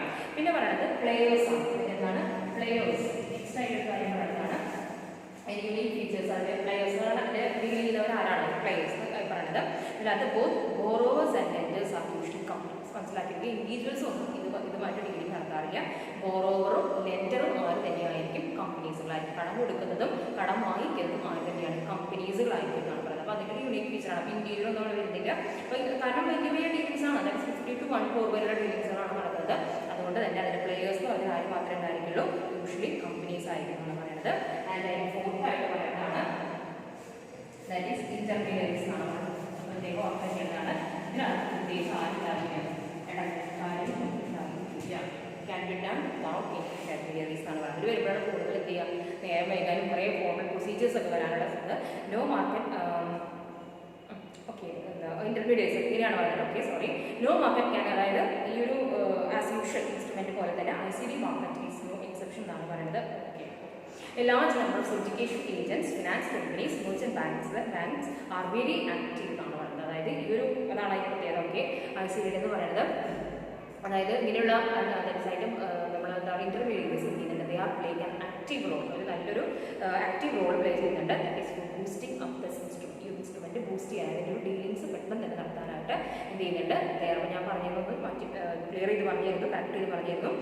എല്ലാ മണി മാർക്കറ്റ് അല്ലെങ്കിൽ ഏതൊരു ഇൻസ്ട്രുമെന്റ് പോലെ തന്നെ ഒരുപാട് ഇന്റർമീഡിയറീസ് അതിനകത്തുണ്ടായിരിക്കാം. ഈവൺ എന്താണ് ഫിനാൻസ് കമ്പനീസ് ഒക്കെ ആയിരിക്കാം. കുറച്ച് നിങ്ങൾക്ക് അറിയാലോ കുറച്ച് നമ്മൾ ഇന്റർമീഡിയറ്റ്സ് ഒക്കെ പഠിച്ചു കഴിഞ്ഞതാണ്. അവരൊക്കെ അതിനകത്തുണ്ടായിരിക്കും. ദേ ആർ വെരി ആക്റ്റീവ് ആയിരിക്കും. വളരെ ആക്റ്റീവ് ആയിരിക്കും. That is dealing with this money market instrument എന്നാണ് പറയുന്നത്. അപ്പോൾ അതാണ് ഇന്റർ കോർപ്പറേറ്റ് ഡെപ്പോസിറ്റ്സിനെ കുറിച്ച് പറയാനുള്ളത്. അപ്പോൾ അത്രയേ ഉള്ളത്. അതിൻ്റെ ആ യൂണിക് ഫീച്ചേഴ്സ് പഠിച്ചു വയ്ക്കുക എന്നാണ് നമുക്ക് പറഞ്ഞു വയ്ക്കേണ്ടത്. ICDസിൻ്റെ യൂണിക് ഫീച്ചേഴ്സ് പഠിച്ചു വെച്ചാൽ ഇറ്റ്സ് ഇനഫ് ആണ്. ഇനി അതിനെക്കുറിച്ച് അഡ്വാൻറ്റേജസും ഡിസഡ്വാൻറ്റേജസും ഒക്കെ നമുക്ക് പറഞ്ഞു തന്നിട്ടുണ്ട്. അഡ്വാൻറ്റേജിൽ മെയിൻ ഒറ്റ അഡ്വാൻറ്റേജ് ആയിട്ട് നമുക്ക് ഡീസൻറ്റ് റിട്ടേൺ ആണ് പറഞ്ഞിട്ടുള്ളത്. അതായത് ഒരുവിധം തെറ്റില്ലാത്ത റിട്ടേൺ കിട്ടും. ദാറ്റ് ഈസ് ഇത് ലെൻഡർക്ക് എന്ത് കിട്ടുന്നതെന്ന് പറയുന്നത് ഒരു തിരക്കേടില്ലാത്ത മോശമില്ലാത്തൊരു റിട്ടേൺ കിട്ടുന്നതാണ് പറയുന്നത്. അവർക്ക് അവരുടെ സർപ്ലസ് ഫണ്ട് ഐഡിയലായിട്ട് കിടക്കാതെ അൺയൂട്ടിലൈസ്ഡ് ആയിട്ടുള്ള ഫണ്ട് ഉണ്ടെങ്കിൽ ദെൻ വെൻ കൂട്ടി ദിസ് ഒരു ഇൻസ്ട്രുമെൻറ്റിൽ കൊണ്ടിടുകയാണെന്നുണ്ടെങ്കിൽ അവർക്ക് തിരക്കേടില്ലാത്ത റിട്ടേൺ. ഞാൻ എപ്പോഴും പറയാറുണ്ടല്ലോ നമ്മൾ സബ്ജക്ട് പഠിച്ചു തുടങ്ങിയപ്പോൾ തന്നെ പറയുന്നതാണ് ഐഡിയൽ ഫണ്ട് ഒരിക്കലും ആർക്കും നല്ലതല്ല. ഐഡിയൽ ഫണ്ട് നമ്മൾ ഫണ്ട് ഐഡിയലായിട്ട് വയ്ക്കാനായിട്ട് പാടില്ല. ഐഡിയലായിട്ട് വയ്ക്കാതെ എന്താണ് വെറുതെ വയ്ക്കാനായിട്ട് പാടില്ല. It has to be invested സംഭവം എവിടെയെങ്കിലും നമ്മളത് ഇൻവെസ്റ്റ് ചെയ്തിരിക്കണം. അങ്ങനെ കുറച്ച് സർപ്ലസ് ഫണ്ടുള്ളവരെ സംബന്ധിച്ച് ഈ ഒരു ഇൻസ്ട്രുമെൻറ്റ് വളരെ നല്ലതെന്നാണ് പറയുന്നത്. അതേപോലെ ലെൻഡറിൻ്റെ വ്യൂ പോയിന്റ് ലെൻഡർക്ക് ഡീസൻറ്റ് റിട്ടേൺ കിട്ടുന്നു. And advantages from the side of the borrower എന്താണ് വലിയ ബുദ്ധിമുട്ടുകളൊന്നുമില്ലാതെ അവർക്ക് വല്ല ഷോർട്ട് ടേം ഫണ്ടിന് വല്ല ബുദ്ധിമുട്ട് കൺസ്ട്രെയിൻസ് അല്ലെങ്കിൽ വല്ല ബുദ്ധിമുട്ടുള്ളവരുണ്ടെങ്കിൽ they can easily get the fund. അപ്പോൾ ആ രണ്ട് കൂട്ടർക്കും ഓർത്ത് ബെനിഫിറ്റ് ബോത്ത് ലെൻഡർക്കും ബെനിഫിറ്റ് ആണ്. That is to the borrower. രണ്ട് കൂട്ടർക്കും ഈ ഒരു ഇൻസ്ട്രുമെന്റ് കൊണ്ട് എന്താണ് ദാറ്റ് ഈസ് അഡ്വാൻറ്റേജ് ആണെന്നാണ് പറയുന്നത്. ഓഫ് കോഴ്സ് എന്തുണ്ടായിരിക്കും അഡ്വാൻറ്റേജ് പറഞ്ഞില്ല, അതിനൊപ്പം തന്നെ അതിന് എന്തുണ്ടായിരിക്കാം ഡിസ്അഡ്വാൻറ്റേജസ് നമുക്ക് പറയാനുണ്ടായിരിക്കും. ഇതിൻ്റെ that is crucial risk involve in ICT is that of the default or delay by the borrower in the payment to the lender. എല്ലാ ഇൻസ്ട്രുമെന്റ്സിലും ഉള്ള പോലെ തന്നെ വൺ ഓഫ് ഇറ്റ്സ് ഡിസ്അഡ്വാൻറ്റേജ് തന്നെയാണ്. ചിലപ്പോൾ ബോറോവർ എന്ത് ചെയ്യാൻ സമയമാകുമ്പോൾ തിരിച്ചു കൊടുക്കാതെ വരാം. അപ്പോൾ അതാണ് അതിൽ വരുന്ന ഏറ്റവും വലിയൊരു ഡിസ്അഡ്വാൻറ്റേജ് എന്ന് പറയുന്നത്. ലെൻഡറിലേക്ക് കാശൊക്കെ വാങ്ങി എല്ലാ കണ്ടീഷൻസൊക്കെ പറഞ്ഞു പോയിട്ടുണ്ടായിരിക്കും. നമ്മൾ പറഞ്ഞ പോലെ പെട്ടെന്ന് തീർക്കേണ്ട ഒരു സംഭവമാണ്. അത് ബോറോവർ എന്ത് ചെയ്യും ഡിലേ ആകും, ആവശ്യമില്ലാതെ അത് ഡിലേ ആകാൻ സാധിക്കും, കാശ് തിരിച്ചു കൊടുക്കില്ല പറയണ്ടേ. അപ്പോൾ അങ്ങനെയുള്ളൊരു റിസ്ക് എന്തുണ്ടാകുന്നതാണ് പറയുന്നത്. ഇതിനകത്ത് ഇൻവോൾവ് ആയിട്ടാണ് പറയുന്നത്. നമ്മുടെ പല കമ്പനീസുകളും ഒരു ടൈപ്പ് ഓഫ് ഇൻസ്ട്രുമെന്റ് എടുത്തിട്ടുണ്ട്. നമ്മൾ റാംബാക്സി ലബോറട്ടറീസ് ഒക്കെ അവർ ICDs ഒക്കെ എഫക്റ്റീവ്ലി യൂട്ടിലൈസ് ചെയ്തിട്ട് അവരുടെ സർപ്ലസ് റിസോഴ്സ് ഉണ്ട്. അവർ മണി ലഭ്യതയില്ല, അവരുടെ സർപ്ലസ് റിസോഴ്സ് ഒക്കെ ഇങ്ങനെ ഇൻവെസ്റ്റ് ചെയ്തിട്ടുള്ളതാണെന്നാണ് പറയുന്നത്. റാംബാക്സി നമുക്ക് കേട്ടുവരുന്ന ഒരു കമ്പനിയാണ് അല്ലേ. അപ്പോൾ അതാണ് അത്രയും കുറിച്ചിട്ട്. പക്ഷേ പല അതോറിറ്റീസും ഇതത്ര മാത്രം അങ്ങനെ എന്തെങ്കിലും പ്രോത്സാഹിപ്പിക്കാറില്ല. കാരണം പിന്നെ ഈ തിരിച്ചു കിട്ടില്ല എന്നുള്ളൊരു സ്ഥിതി ഉണ്ടായിരുന്നു. നമ്മൾ പറഞ്ഞില്ല ഡിസ്അഡ്വാൻറ്റേജ് ആണ്. ബോറോവർ പറഞ്ഞ സമയത്ത് നമുക്ക് പണം തരാതെ വരാം. അപ്പോൾ അത് ആ ഒരു വലിയ റിസ്ക് ചെയ്തുകൊണ്ട് അത്ര മാത്രം ചിലപ്പോൾ അതോറിറ്റീസ് അതിനെ എന്ത് ചെയ്യാറില്ല, പ്രോത്സാഹിപ്പിക്കാറില്ല എന്നാണ് പറയുന്നത്. ക്ലിയർ. അപ്പോൾ നമ്മുടെ ഒരു കഴിഞ്ഞ മാർക്കറ്റ് ഇൻസ്ട്രുമെന്റ് കൂടി നമ്മൾ ഡിസ്കസ് ചെയ്ത് കഴിഞ്ഞു. Next we are going to discuss about repo instrument, another money market instrument. Repo ഇൻസ്ട്രുമെന്റ്സിനെ കുറിച്ചിട്ടാണ് നമ്മൾ നെക്സ്റ്റ് പറയാൻ പോകുന്നത്. ഇതിന് റിപ്പോ എന്ന് പറഞ്ഞാൽ നിങ്ങളതിന് എങ്ങനെയാക്കുക, റീപർച്ചേസ് എഗ്രിമെന്റ്സ്. ഇതാണ് repurchase agreements of repos arise when one party sells a security to another party with an agreement to buy it back at a specified time and price. ഞാൻ വായിച്ചോട്ടെ, ഞാൻ കറക്റ്റ് മലയാളത്തിൽ പറഞ്ഞുതരാം. എന്താണ് പറയുന്നത്, ഈ റിപ്പോ ഇൻസ്ട്രുമെന്റ്സ്, അതായത് ഈ ഒരു ഇൻസ്ട്രുമെന്റ് എങ്ങനെയാണെന്നുണ്ടെങ്കിൽ ഒരു പാർട്ടി, അതായത് ഒരു സെല്ലറും ബയ്യറും വിചാരിക്കും. ഒരു സെല്ലർ എന്ത് ചെയ്യുന്നതാണ് പറയുന്നത്, ഏതെങ്കിലും ഒരു സെക്യൂരിറ്റി ഉണ്ടാവും, അല്ലാണ്ട് നമ്മൾ അസറ്റുകളൊന്നുമല്ല, ഒരു സെക്യൂരിറ്റി എന്ത് ചെയ്യുന്നു, ഒരാൾക്ക് അയാൾക്ക് വിൽക്കുന്നു. എന്നിട്ട് അയാളോട് പറയാണ് ഈ പറഞ്ഞ സമയത്ത് ഈ പറഞ്ഞ തുകയ്ക്കുള്ളത് എന്ത് ചെയ്തോളാം, ഞാൻ റീപർച്ചേസ് ചെയ്തോളാം എന്നുള്ള ഗ്യാരണ്ടി എന്ത് ചെയ്യുന്നു ഈ ഒരു സെക്യൂരിറ്റി വേറൊരാൾക്ക് കൊടുക്കുന്നു. അതിനെയാണ് നമ്മൾ എന്ത് പറയുന്നത് റിപ്പോ ഇൻസ്ട്രുമെന്റ്സ് അഥവാ repurchase agreements or repose, REPOS എന്ന് നമ്മളതിന് പറയാറുണ്ട്. എന്താണ്, ഒരു സെക്യൂരിറ്റി കൊടുത്തിട്ട് ഏത് പറഞ്ഞ ആൾ ബിക്ക് സെക്യൂരിറ്റി കൊടുക്കാം, എന്നിട്ട് പറയാണ് ഒരു സ്പെസിഫിക് ഡേറ്റ് കഴിഞ്ഞാൽ I will buy it back, ഞാൻ നിങ്ങളുടെ വീട് നിന്ന് ഞാൻ തന്നെ തിരിച്ചു വാങ്ങിച്ചോളാം. അതാണ് എന്ന് പറയുന്നത് റിപ്പോ ഇൻസ്ട്രുമെന്റ്സ് എന്ന് പറയുന്നത്. Repo involves A simultaneous sale and repurchase agreement. ഓർത്ത് വയ്ക്കുക, സെയിൽ ആൻഡ് റീപർച്ചേസ് എഗ്രിമെന്റ് ആണ്. അതായത് എന്ന് പറഞ്ഞ ആൾ അത് വിൽക്കുന്നു, ആ വിറ്റത് എന്ത് ചെയ്യുന്നു, തന്നെ കുറച്ച് കാലം കഴിഞ്ഞിട്ടുണ്ടെങ്കിൽ തിരിച്ചു വാങ്ങി റീപർച്ചേസ്. അതാണ് അത്രയും നമുക്ക് അതിൽ മനസ്സിലാക്കി വെക്കേണ്ടതുള്ളൂ. എന്നിട്ട് റിപ്പോ എങ്ങനെയാണ് വർക്ക് ചെയ്യാമെന്ന് നമുക്ക് കൃത്യമായിട്ട് പറഞ്ഞു തന്നിട്ടുണ്ട്. ദാറ്റ് ഈസ് എന്താണ്, രണ്ട് കമ്പനീസ് ആയിട്ടാണ് നമുക്ക് പറഞ്ഞു തന്നിട്ടുള്ളത്. ABC എന്ന് പറഞ്ഞിട്ടൊരു കമ്പനിയും XYZ എന്ന് പറഞ്ഞിട്ടൊരു കമ്പനി. ഞാൻ രണ്ട് ആണ് നമുക്ക് പറഞ്ഞു തന്നിട്ടുള്ളത്. അപ്പോൾ എങ്ങനെയാണ് അത് നടക്കുന്നത്, വളരെ എളുപ്പമാണ്, അതിലൊരു കുറിപ്പില്ല, നമുക്ക് മനസ്സിലാക്കി എടുക്കാനായിട്ട് സാധിക്കും. എങ്ങനെയാണ് നടക്കുന്നത്. ABC രണ്ട് കമ്പനീസ്, ABCയും XYZ. ABC എന്ത് ചെയ്യുന്നതാണ് പറയുന്നത്, that is securities sell, that is ABC company sell securities to XYZ. എന്ത് ചെയ്യുന്നു, XYZ എന്നുള്ള കമ്പനിക്ക് ABC എന്ത് ചെയ്യുന്നു സെക്യൂരിറ്റീസ് ആണ് സെൽ സെക്യൂരിറ്റി ടു XYZ എന്ന് ചെയ്യും. ക്ലിയർ. അത് കഴിഞ്ഞിട്ട് ABC ആ പോയതിനൊപ്പം തന്നെ എന്ത് ചെയ്യുന്നതാണ് പറയുന്നത്, ഒരു എഗ്രിമെന്റ് കൂടി പറയുകയാണ്, ഒരു നിശ്ചിത കാലാവധി കഴിഞ്ഞിട്ടുണ്ടെങ്കിൽ ഞാൻ ഈ തന്നിട്ടുള്ള സെക്യൂരിറ്റീസ് എന്ത് ചെയ്തോളാം, ഞാൻ താങ്കളിൽ നിന്നാണ് XYZ നിന്ന് തിരിച്ചു വാങ്ങിച്ചോളാം. റീപർച്ചേസ് ഇതൊന്നും ജസ്റ്റ് വരച്ചൊന്നും പഠിച്ചു പിന്നെ വായിക്കാണ്ടിരിക്കുന്നത് കൊണ്ട് XYZ നിന്ന് ആഫ്റ്റർ സെർട്ടൺ പീരീഡ് കഴിഞ്ഞിട്ടുണ്ടെങ്കിൽ ഐ വിൽ ബൈ ബാക്ക് എന്ന് ABC കമ്പനി പറയും. ഇത്രയാണ് അവിടെ എന്താണ് നടക്കുന്നത്, അവിടെയാണ് റീപർച്ചേസ് നടക്കുന്നത്. ഇനി അവിടെ നമുക്ക് അറിഞ്ഞിരിക്കേണ്ട കാര്യം എന്ന് പറഞ്ഞിട്ടുണ്ടെങ്കിൽ ഒരു എങ്ങനെയാണ് അറിയേണ്ടത്, എങ്ങനെയാണ് ആ ഡീലിംഗ് നടക്കുക എന്നുള്ളതാണ് അറിയേണ്ടത്. ഇത് ABC XYZ സെക്യൂരിറ്റീസ് കൊടുക്കുന്നത് എങ്ങനെയായിരിക്കുന്നതാണ് പറയുന്നത്.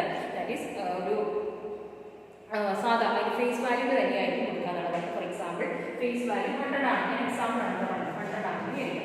100 റുപ്പീസിനാണ് ABC എഴുതിയിരിക്കുന്നത്, XYZ ആ സെക്യൂരിറ്റീസ് വിൽക്കുന്നത്. ABCയുടെ കണ്ടീഷൻ എന്താണെന്നുണ്ടെങ്കിൽ ഞാനത് റീപർച്ചേസ് ചെയ്ത കാര്യത്തിൽ ഞാൻ എന്ത് ചെയ്തോളാം, ഫോർ എക്സാമ്പിൾ ഞാനത് 120 റുപ്പീസിനെ വാങ്ങിച്ചോളാം, 20 രൂപയ്ക്ക് ഞാനത് വാങ്ങിച്ചോളാം എന്നാണ് പറയുന്നത്. അപ്പോൾ അതാണ് അവിടുത്തെ അപ്പോൾ ഒരാൾക്ക് അവിടെ ഒരു എക്സ്പെൻസ് വന്നിട്ട് ഒരാൾക്ക് ഒരു ഇൻകം കിട്ടിയിട്ടുണ്ട്. ആർക്കാണ് ഇൻകം കിട്ടിയിട്ടുള്ളത് എന്ന് ആലോചിച്ച് പറ്റി ABC 100 രൂപയുടെ സെക്യൂരിറ്റീസ് ആണ് XYZ കൊടുത്തത്. അപ്പോൾ XYZ അപ്പോൾ ABC സംബന്ധിച്ച് എന്തെങ്കിലും തിരിച്ചു വാങ്ങിക്കുമ്പോൾ AB 100 രൂപയ്ക്ക് പകരം എത്ര കണ്ടെത്തണം? 120 രൂപ കണ്ടെത്തണം. 20 rupees ഇൻകം ഫോർ XYZ ABCയെ സംബന്ധിച്ച് 20 rupees എന്ന് പറയുന്നതായിരിക്കും അതിൻ്റെ കോസ്റ്റ്. അവിടെ എക്സ്പെൻസ് പോകും കേട്ടോ. അപ്പോൾ അങ്ങനെയാണ് റിപ്പോ ഇൻസ്ട്രുമെന്റ് അഥവാ അതിൻ്റെ ഒരു വർക്കിംഗ് എന്ന് പറയുന്നത്. അപ്പോൾ നമുക്ക് ഭയങ്കരമായിട്ട് വർക്കിംഗ് പഠിച്ചുണ്ടാക്കാനൊന്നുമില്ല, പക്ഷേ നമുക്കതൊന്നും അറിഞ്ഞാൽ പിന്നെ വാട്ട് ഈസ് റിപ്പോ ഇൻസ്ട്രുമെന്റ് എപ്പോൾ ചോദിച്ചാൽ നമുക്ക് പറയാനായിട്ട് സാധിക്കും. അപ്പോൾ അത്രയാണ് അതിൽ വരുന്നത്. അപ്പോൾ ആ ഒരു വരുന്ന 20 എന്ന് പറയുന്ന ഡിഫറൻസ് ഇല്ലേ, ആ 20 എന്ന് പറയുന്നത് ABCയുടെ കണ്ടിൽ അത് ഇൻട്രസ്റ്റ് കോസ്റ്റും XYZയുടെ വ്യൂ പോയിന്റിൽ ദാറ്റ് ഈസ് ദ ഇൻകം ആണ്. ക്ലിയർ? ഇതിൻ്റെ ഒരു സാധാരണയായിട്ട് റിപ്പോർട്ട്സ് കൂടുതലായിട്ട് നടക്കുക കമേഴ്ഷ്യൽ ബാങ്ക്സിലാണെന്നാണ് പറയുന്നത്. എവിടെയാണ്? കമേഴ്ഷ്യൽ ബാങ്ക്സിലാണ് ഇതിൻ്റെ ഒരു കൂടുതൽ ആക്ടിവിറ്റി ചെയ്യുന്നത് കമേഴ്ഷ്യൽ ബാങ്ക്സ് എന്നാണ് പറയുന്നത്. ഇതിൻ്റെ ഒരു പീരീഡ് എന്ന് പറയുന്നത് 1 to 14 days ആണ്. 1 തൊട്ട് 14 ദിവസം വരെയാണ് ഇതിപ്പോൾ ഇൻസ്ട്രുമെൻറ്റ്സ് എന്ന് പറയുന്നതിൻ്റെ ഒരു കാലാവധി എന്ന് പറയുന്നത്. ഇതിൻ്റെ മെയിൻ അഡ്വാൻറ്റേജ് എന്ന് പറഞ്ഞിട്ടുണ്ടെങ്കിൽ കൗണ്ടർ പാർട്ടി റിസ്ക് ഒഴിവാക്കാം. ശരിയല്ലേ? XYZ വലിയ റിസ്ക് ഉണ്ടാവും. ദാറ്റ് ഈസ് ആ കാലാവധി കഴിഞ്ഞ് തീർച്ചയായും ABC എന്ത് ചെയ്തിരിക്കും? അത് തിരിച്ചു വാങ്ങിച്ചിരിക്കും. അതിനെന്താണ്? ഒരു സ്ലൈറ്റർ ഹൈ പ്രൈസിൽ തിരിച്ചു, വലിയ ഹൈ പ്രൈസിൽ സ്ലൈറ്റർ ഹൈ പ്രൈസിൽ ABC ഉറപ്പായിട്ടും ആ എഗ്രിമെന്റ് പ്രകാരം തിരിച്ചു വാങ്ങിച്ചുകൊള്ളും. അതുകൊണ്ട് എന്താണ്? അതൊരു കൗണ്ടർ പാർട്ടി റിസ്ക് ഇല്ലാത്ത വൺ ഓഫ് ദി ഇൻസ്ട്രുമെന്റ് ആണ് റിപ്പോ എന്ന് പറയുന്നത്. ദാറ്റ് ഈസ് കൂടുതലാണ്. That is now banks are resorting to report deals amount themselves. അവർ ബാങ്കുകൾ തമ്മിൽ തന്നെ ഇപ്പോൾ ഡീൽസുകളിലേക്ക് പോകാറുണ്ടെന്നാണ് പറയുന്നത്. അത് ദാറ്റ്സ് ആരൊക്കെയായിട്ടാണ്? STCI അതുപോലെ DFHI ഒക്കെ ആയിട്ട് ഇങ്ങനെയുള്ള ചില റിപ്പോ ഡീലിങ്സുകൾ നടത്താറുണ്ടെന്നാണ് പറയുന്നത്. മാത്രമല്ല റീസെൻ്റ്ലി RBI എന്ത് ചെയ്തിട്ടുണ്ട്? കോപ്പറേറ്റീവ് ബാങ്ക്സുകൾക്കും വേണമെങ്കിൽ റിപ്പോ നല്ല ഡീലിംഗ് നടത്താമെന്നുള്ള അനുവാദവും ആര് കൊടുത്തിട്ടുണ്ട്? RBI കൊടുത്തിട്ടുണ്ടെന്നാണ് പറയുന്നത്. ഈ റിപ്പോർട്ട് തന്നെ റിവേഴ്സ് ആയിട്ട് കാണിക്കുന്നത് നമുക്കതിന് റിവേഴ്സ് റിപ്പോ എന്ന് പറയും. ഇപ്പോൾ കൂടുതൽ ഡീറ്റെയിൽ ഒന്നും നമുക്ക് പഠിക്കാനില്ല. അവിടെ എന്താണ്? റിപ്പോൻ്റെ ജസ്റ്റ് ഓപ്പോസിറ്റ് നമുക്ക് കാണിക്കുന്നത് റിവേഴ്സ് റിപ്പോ എന്ന് പറയാം. അപ്പോൾ അവിടെ നമ്മൾ നേരത്തെ പറഞ്ഞ സെയിൽ ആൻഡ് റീപർച്ചേസിന് പകരം അവിടെ എന്തായി വരും? എന്തായി മാറും? That is purchase and resale എന്നുള്ള രീതിയിലേക്ക് വരാനുള്ള വരും. അതാണ് വൈസ് വേഴ്സ് ആണ് കൂടുതൽ നമുക്ക് ഡീറ്റെയിലേക്ക് ഒന്നും പോകണ്ട. ദാറ്റ് ഈസ് ഷോർട്ട് ടേം ഫണ്ടിൽ വളരെ സേഫ് ആയിട്ടുള്ള കൺവീനിയൻ്റ് ആയിട്ടുള്ള വൺ ഓഫ് ദി ഇൻസ്ട്രുമെൻ്റ് ആണ് റിപ്പോ ഇൻസ്ട്രുമെൻറ്റ്. ക്ലിയർ? അത്രയാണ് നമുക്ക് റിപ്പോ ഇൻസ്ട്രുമെൻറ്റ്സിനെ കുറിച്ച് പഠിക്കാനുള്ളത്. ക്ലിയർ ആയിട്ടുണ്ടാവും ഞാൻ വിചാരിക്കണം. ഇനി ഫർദർ എന്തെങ്കിലുമൊക്കെ ക്ലാരിഫിക്കേഷൻ ഉണ്ടെങ്കിൽ you can ask me interaction സെഷനിൽ ചോദിക്കും. ഇനി നമുക്ക് നെക്സ്റ്റ് ഒരു കാണാനുള്ള ഇൻസ്ട്രുമെൻ്റ് ആണ് പറയുന്നത് ബാങ്കേഴ്സ് ആക്സെപ്റ്റൻസ്. നമ്മൾ അതിനെ ഷോർട്ട് ഫോം ആയിട്ട് വിളിക്കും BAI ആണ്. BA ബാങ്കേഴ്സ് ആക്സെപ്റ്റൻസ് എന്ന് പറയും. ബാങ്കേഴ്സ് ആക്സെപ്റ്റൻസ് ഇതുപോലെ തന്നെ എന്താണ്? നമുക്കിത് ഈ ലൈനുകളൊക്കെ പഠിക്കാതെ എഴുതാം. ഷോർട്ട് ടേം ക്രെഡിറ്റ് ഇൻസ്ട്രുമെൻ്റ് ആണ്. It is a money market instrument ആണ്. അതിലുള്ള ഗുഡ് ആൻസേഴ്സിൻ്റെ അപ്പോൾ അങ്ങനെ നമുക്കത് എഴുതി വയ്ക്കാം. ബൈ എ നോൺ ഫിനാൻഷ്യൽ അവിടെ ഒരു നോൺ ഫിനാൻഷ്യൽ ഫേം ക്രിയേറ്റ് ചെയ്യുന്ന ഒരു short term credit investment created by a non financial firm ആണ്.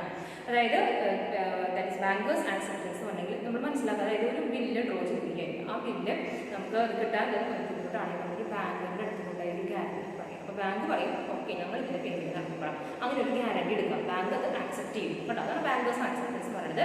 BAs are guaranteed by a bank to make payment. ഞങ്ങൾ അവർക്ക് പേയ്മെൻറ്റ് നടത്തിക്കൊള്ളാം എന്ന് bank guarantee. That is bank accept ചെയ്തുകൊണ്ട് അതിനെ ഗ്യാരണ്ടി പറയുന്നു. അതാണ് ബാങ്കേഴ്സ് ആക്സെപ്റ്റൻസ് എന്ന് പറയുന്നത്. Acceptance are traded at discounts from face value. അപ്പോൾ ഈ ഒരു സംഭവം അതായത് ബാങ്കേഴ്സ് ആക്സെപ്റ്റൻസ് എന്ന് പറയുന്നത് ഡിസ്കൗണ്ടിലാണ് ട്രേഡ് ചെയ്യുന്നത്. അത് ഫേസ് വാല്യൂ അപ്പോൾ അതൊക്കെയാണ് ഓർത്ത് വെക്കേണ്ടത്. ഫേസ് വാല്യൂവിനേക്കാൾ ഡിസ്കൗണ്ടാണ് ചെയ്യുന്നത്. അതും സെക്കൻഡറി മാർക്കറ്റിലായിരിക്കും ബാങ്കേഴ്സ് ആക്സെപ്റ്റൻസ്. അതായത് ഒറിജിനലി അതിൻ്റെ ബില്ല് ഉണ്ടായി കഴിഞ്ഞു. അപ്പോൾ അത് സെക്കൻഡറി മാർക്കറ്റിലായിരിക്കും അത് ബില്ല് ചെയ്യുന്നതാണ് പറയുന്നത്. ഇത് ഈ ഇൻസ്ട്രുമെൻ്റ് ഏറ്റവും വലിയൊരു ഗുണം എന്ന് പറഞ്ഞിട്ടുണ്ടെങ്കിൽ നമുക്ക് എന്ത് ചെയ്യാമെന്നാണ് പറയുന്നത്. അതായത് നമ്മളിപ്പോൾ നമുക്ക് തീരെ അറിയാത്ത ഒരു ഫോറിൻ ട്രേഡറുമായിട്ടൊക്കെ ഡീലിംഗ് നടത്താൻ വിചാരിക്കാം. അപ്പോൾ നമ്മൾ ഇങ്ങനെയുള്ള ബാങ്കേഴ്സ് ആക്സെപ്റ്റൻസിലേക്ക് പോയിട്ടുണ്ടെങ്കിൽ നമുക്കൊരു ഉറപ്പുണ്ട്. ബാങ്കറിൻ്റെ ഒരു ഗ്യാരണ്ടി കൂടി അവിടെയുണ്ട്. ബാങ്കർ ആക്സെപ്റ്റ് ചെയ്തിട്ടൊരു ബില്ലാണത്. അതുകൊണ്ട് നമുക്ക് ആ ഒരു ഫോറിൻ ട്രേഡറിനെ കുറിച്ചിട്ട് അയാളുടെ ക്രെഡിറ്റ് വർത്തിനെസിനെ കുറിച്ചിട്ട് വലിയ ഡൗട്ടൊന്നും ഉണ്ടാവില്ല. നമുക്കൊരു ലെസർ റിസ്ക് കുറവാണ് അങ്ങനെ വരുമ്പോൾ. അപ്പോൾ അങ്ങനെയുള്ള സംഭവങ്ങളിൽ അങ്ങനത്തെയുള്ള കേസുകളിലാണ് നമ്മൾ എന്ത് ചെയ്യുന്നത്. ദാറ്റ് ഈ ഒരു തരത്തിലുള്ള ബാങ്കേഴ്സ് ആക്സെപ്റ്റൻസ് എന്ന് പറഞ്ഞുകൊണ്ടുള്ള ഈ ഇൻസ്ട്രുമെൻ്റ് നമ്മൾ യൂസ് ചെയ്യാമെന്നാണ് പറയുന്നത്. അത്രയാണ് ബാങ്കേഴ്സ് ആക്സെപ്റ്റൻസ് എന്ന് പറയുന്നത്. ഇതെല്ലാം കൂടുതലായിട്ട് നിങ്ങൾ നോക്കിയിട്ടുണ്ടെങ്കിൽ നിങ്ങളുടെ പേജ് നമ്പർ 73 നോക്കാം കേട്ടോ. പേജ് നമ്പർ 73 നോക്കിയിട്ടുണ്ടെങ്കിൽ കാണാം ആക്സെപ്റ്റൻസ് മാർക്കറ്റ് എന്ന് പറഞ്ഞുകൊണ്ട് കാണാം. സെയിം തന്നെ എന്ന് പറഞ്ഞിട്ട് a banker's acceptance is a draft drawn by a individual or a ഫേമോ ഇൻഡിവിജ്വലോ ഡ്രോ ചെയ്യുന്നൊരു ഇതാണ് ഒരു ഡ്രാഫ്റ്റാണ്. On a bank accepted by the bank. ബാങ്കിന് അത് ബാങ്കിൻ്റെ കൊടുത്തിട്ട് അത് അവർ എന്ത് ചെയ്യുന്നു, അവരത് ഉണ്ടാക്കുന്നു. എന്നിട്ട് അത് ബാങ്ക് എന്ത് ചെയ്യുന്നു, ആക്സെപ്റ്റ് ചെയ്യുന്നു. Requiring it to pay to the bearer or to the owner of the drawer a certain sum of money. ചെയ്യണം. അതിൽ പറഞ്ഞ വ്യക്തിക്ക് ഒരു സർട്ടൺ സം ഓഫ് മണി, എത്രയാണോ എന്ന് പറഞ്ഞിട്ടുള്ള തുക അറ്റ് എ സ്പെസിഫൈഡ് ഫ്യൂച്ചർ ഡേറ്റിൽ ആ പറഞ്ഞിട്ടുള്ള തുക കൊടുക്കണമെന്ന് നമ്മുടെ ബിൽ ഓഫ് എക്സ്ചേഞ്ച് ഒക്കെ പോലെ തന്നെ കേട്ടോ. അതാണ് ദാറ്റ് ഈസ് എന്ത് പറയുന്നത്, ദാറ്റ് ഈസ് അങ്ങനെയുള്ള ഒരു ഇൻസ്ട്രുമെൻ്റ് ആണ് ബാങ്കേഴ്സ് ആക്സെപ്റ്റൻസ് എന്ന് പറയുന്നത്. അത് ഡീൽ ചെയ്യുന്ന മാർക്കറ്റാണ് എന്ന് പറയുന്നത് ആക്സെപ്റ്റൻസ് മാർക്കറ്റ്. അത് വീണ്ടും ഞാൻ എടുത്തു തരേണ്ട കാര്യമില്ല, ഞാൻ രണ്ടും കൂടി അത് കോർഡിനേറ്റ് ചെയ്ത് ഞാൻ പറയാനുള്ള കാരണം these bankers acceptance can be easily sold and discount. അതിൻ്റെ പ്രത്യേകത ഇത്രയേ ഉള്ളൂ, ബാങ്കിൻ്റെ ഒരു ഗ്യാരണ്ടി ഉള്ളതുകൊണ്ട് ഈ ഇൻസ്ട്രുമെൻറ്റിൻ്റെ ഡീലിംഗ് എന്ന് പറയുന്നത് വീണ്ടും നമുക്കത് വിൽക്കാനും അതുപോലെ തന്നെ ഡിസ്കൗണ്ട് കിട്ടാനൊക്കെ എളുപ്പമാണെന്നാണ് പറയുന്നത്. ട്രേഡേഴ്സ് ഡീൽ വിത്ത് ആക്സെപ്റ്റൻസ് നമ്മൾ ട്രേഡ് ബില്ല് പഠിച്ചു കഴിഞ്ഞാണല്ലോ, ട്രേഡറിൻ്റെ ബില്ലിന് ഈ ബാങ്കേഴ്സ് ആക്സെപ്റ്റൻസ് കൂടി ഉണ്ടെങ്കിൽ it's very easy for them. അവർക്ക് ഫണ്ട് റേസ് ചെയ്യാനും ഒക്കെ വളരെ എളുപ്പമാണെന്നാണ് പറയുന്നത്. പക്ഷേ ഇതിൻ്റെ ഇമ്പോർട്ടൻസ് എന്ന് പറയുന്നത് എന്താണ്, അതാണ് നമുക്ക് ഓർത്ത് വയ്ക്കേണ്ടത്. It is declining day by day. അതായത് ബാങ്കേഴ്സ് ആക്സെപ്റ്റൻസിൻ്റെ ഒരു ഇമ്പോർട്ടൻസ് ഈ ദിനം പ്രതി എന്താണ് കുറഞ്ഞുകൊണ്ട് വരുന്നത്. അപ്പോൾ എന്താണ് വാട്ട് ഇസ് ദ റീസൺ നമുക്ക് സ്റ്റഡി ചെയ്യേണ്ട കാര്യങ്ങളാണ്. നമ്മൾ മാർക്കറ്റൊക്കെ നോക്കി പഠിച്ചു കഴിഞ്ഞാൽ നമുക്ക് അതറിയാനായിട്ട് സാധിക്കില്ല. പക്ഷേ നമ്മളിപ്പോൾ നമ്മളതിൻ്റെ ഒരു ഓവറോൾ ആയിട്ട് പറയുകയാണെങ്കിൽ അതിൻ്റെ ആക്സെപ്റ്റൻസ് എന്ത് ചെയ്യാണ്, കുറഞ്ഞ് വരികയാണെന്നാണ് പറയുന്നത്. ഓക്കെ, അപ്പോൾ ഇത്രയും കഴിഞ്ഞ് നമ്മുടെ ഒരുവിധം എല്ലാ മണി മാർക്കറ്റ് ഇൻസ്ട്രുമെൻസുകളും നമ്മുടെ ഡിസ്കസ് ചെയ്ത് കൊടുത്തിട്ടുണ്ട്, ക്ലിയർ ആയിട്ടുണ്ടാവുമെന്ന് ഞാൻ ധരിക്കുന്നു കേട്ടോ. അപ്പോൾ അതിൻ്റെ മണി മാർക്കറ്റ് ഇൻസ്ട്രുമെൻറ്റ്സ് കഴിഞ്ഞോടൊപ്പം തന്നെ നമ്മൾ എന്ത് കഴിഞ്ഞിട്ടുണ്ട്, നിങ്ങൾ പേജ് നമ്പർ 73 എടുക്കും. അതിൽ കോമ്പോസിഷൻ ഓഫ് മണി മാർക്കറ്റ് എന്നൊരു ഹെഡിങ് ആണ്. കോമ്പോസിഷൻ ഓഫ് മണി മാർക്കറ്റ്, അതിലൊരു 4 കമ്പോണൻസുകളാണ് തന്നിട്ടുള്ളത്. 4 കമ്പോണൻസുകൾ തന്നിട്ട് അത് നമ്മൾ ഈ മണി മാർക്കറ്റ് ഇൻസ്ട്രുമെൻറ്റ്സ് ഡിസ്കസ് ചെയ്യുന്നത് കൂടെ തന്നെ ഡിസ്കസ് ചെയ്യുന്ന പോയിന്റ് കേട്ടോ. അപ്പോൾ അത് വീണ്ടും എടുക്കേണ്ട കാര്യം നോക്കിയൊക്കെയും call money market, commercial bill നമ്മൾ ഡിസ്കസ് ചെയ്തു പോയി. ഇപ്പോൾ തന്നെ ആക്സെപ്റ്റൻസ് മാർക്കറ്റ്, ബാങ്കേഴ്സ് ആക്സെപ്റ്റൻസ് നമ്മൾ ചെയ്തു. പിന്നെ വരുന്നതാണ് ട്രഷറി. ഇത്രയും നമ്മൾ എന്ത് ചെയ്തിട്ടുണ്ട്. അപ്പോൾ അതോടുകൂടി ഈ ഒരു ഹെഡിങ് കൂടി രണ്ടും, അപ്പോൾ നിങ്ങൾ ഇടയ്ക്ക് ഒന്ന് പഠിച്ചാൽ മതി. You will be able to write this ടോപ്പിക്കും നിങ്ങൾക്ക് എഴുതാനായിട്ട് സാധിക്കും. ഇനി നമുക്ക് അതിൽ അറിഞ്ഞിരിക്കേണ്ട സംഭവം എന്ന് പറഞ്ഞിട്ടുണ്ടെങ്കിൽ that is what who are the participants or players of money market. Money മാർക്കറ്റിലെ പാർട്ടിസിപ്പൻസ് ആരാണ്, പ്ലേയേഴ്സ്. ഭയങ്കര ഡീറ്റെയിലേക്ക് നമുക്ക് പോകാനായിട്ട് നമ്മുടെ ഇന്ത്യൻ മണി മാർക്കറ്റിൻ്റെ സ്ട്രക്ചർ എന്ന് പറഞ്ഞാൽ 3 ആളുകളാണ് ഉണ്ടാക്കിയ. ഒരു ഓർഗനൈസ്ഡ് സെക്ടർ ഉണ്ടായിരിക്കും, അൺഓർഗനൈസ്ഡ് സെക്ടർ ഉണ്ടായിരിക്കും, അതുപോലെ തന്നെ ഒരു കോപ്പറേറ്റീവ് സെക്ടർ ഉണ്ടായിരിക്കും. കുറച്ച് നമുക്ക് വളരെ ഡീറ്റെയിൽ ആയിട്ടൊന്നും പഠിക്കാനില്ല, വായിച്ച് നോക്കിയാൽ തന്നെ കിട്ടും. അപ്പോൾ നമ്മുടെ ഇന്ത്യൻ മണി മാർക്കറ്റിൻ്റെ സ്ട്രക്ചർ അല്ലെങ്കിൽ നമ്മുടെ പ്ലേയേഴ്സ് എന്ന് പറഞ്ഞാൽ 3 ആളുകളാണ് ഓർഗനൈസ്ഡ് ആയിട്ടുള്ളത്. RBI ഉണ്ട്, DFHI discount and finance house of India ഉണ്ട്, കമേഴ്ഷ്യൽ ബാങ്ക്സ് ഉണ്ട്. കമേഴ്ഷ്യൽ ബാങ്ക്സ് തന്നെ അതിന് 2 ക്ലാസിഫൈ ചെയ്തിരിക്കുന്നു. അതിൽ പബ്ലിക് സെക്ടർ ബാങ്ക്സ് ഉണ്ട്, പ്രൈവറ്റ് സെക്ടർ ബാങ്ക്സ് ഉണ്ട്. ക്ലിയർ. പബ്ലിക് സെക്ടർ ബാങ്ക്സിൽ SBI ഉണ്ട്, അതിൻ്റെ സബ്സിഡിയറീസ് ഉണ്ട്, അതർ നാഷണലൈസ്ഡ് ബാങ്ക്സുകളുണ്ട്, കോപ്പറേറ്റീവ് ബാങ്ക്സ് ഉണ്ട്. പ്രൈവറ്റ് സെക്ടർ ബാങ്ക്സിൽ ഇന്ത്യൻ ബാങ്ക്സുകൾ വരും, ഫോറിൻ ബാങ്ക്സുകൾ വരും. പിന്നെ ഏതാണ്, പിന്നെ ഇതിൽ ഒരു ക്ലാസിഫിക്കേഷൻ കൂടി ഓർഗനൈസ്ഡ് വരുന്നുണ്ട്. നെക്സ്റ്റ് പറയുന്നതാണ് ഏതാണ്, കമേഴ്ഷ്യൽ ബാങ്ക്സ് കഴിഞ്ഞിട്ടുണ്ടെങ്കിൽ ഡെവലപ്മെൻറ്റ് ബാങ്ക്സ്. ഡെവലപ്മെൻറ്റ് ബാങ്ക്സ് നമ്മൾ പഠിച്ചു കഴിഞ്ഞാൽ IDBI, SFC, state financial corporation, NABARD, LIC, GIC എന്നൊക്കെ പറയുന്നത് അങ്ങനെ ഡെവലപ്മെൻറ്റ് ബാങ്ക്സ്. ഇതൊക്കെ ഇതിൽ വരുന്നതാണ്, ഓർഗനൈസ്ഡ് സെക്ടറിൽ വരുന്നതാണ്. ആരൊക്കെയാണ് ഓർഗനൈസ്ഡ് സെക്ടറിനകത്തുണ്ടായിരിക്കും, that reserve bank of India ഉണ്ടായിരിക്കും, പിന്നെ അതുപോലെ discount and finance house of India ഉണ്ടായിരിക്കും, കമേഴ്ഷ്യൽ ബാങ്ക് ഉണ്ടായിരിക്കും, അതുപോലെ തന്നെ എന്താണ് ഡെവലപ്മെൻറ്റ് ബാങ്ക് ഉണ്ടായിരിക്കും. ഈ അൺഓർഗനൈസ് സെക്ടറിൽ 3 ആളുകളേ ഉള്ളൂ. ഇൻഡിജിനിയസ് ബാങ്ക്സ്, 4 പേര്. Indigenous bank, money lenders, chits, deals. ഇതൊക്കെ നമ്മൾ ഡെയിലി ലൈഫിൽ കേട്ട് പോകുന്ന കാര്യങ്ങളാണ്. ഇൻഡിജിനിയസ് ബാങ്ക്സ് എന്താണ് ഞാൻ ഓൾറെഡി നിങ്ങൾക്ക് ഡിസ്കസ് ചെയ്ത് പറഞ്ഞു തന്ന കാര്യമാണ്. പിന്നെ 3ാമത്തെ ആയിട്ടുള്ള കോപ്പറേറ്റീവ് സെക്ടറിൽ ആരൊക്കെയുണ്ടായിരിക്കുന്നതാണ് പറയുന്നത്, സ്റ്റേറ്റ് കോപ്പറേറ്റീവ് ബാങ്ക്സും സ്റ്റേറ്റ് ലാൻഡ് ഡെവലപ്മെൻറ്റ് ബാങ്ക്സ്. ഇതാണ് നമ്മുടെ സ്റ്റേറ്റ് കോപ്പറേറ്റീവ് ബാങ്ക്സ് കേട്ടല്ലേ, അതുണ്ടായിരിക്കും. അതുപോലെ തന്നെ സ്റ്റേറ്റ് ലാൻഡ് ഡെവലപ്മെൻറ്റ് ബാങ്ക്സ്. ഇത്രയാണ് നമ്മുടെ എന്ന് പറയുന്നത് next money market players. Okay, ഇത്രയും കഴിഞ്ഞപ്പോൾ that's for today. Hope you have understood what I have taken. Thank you, my dear students.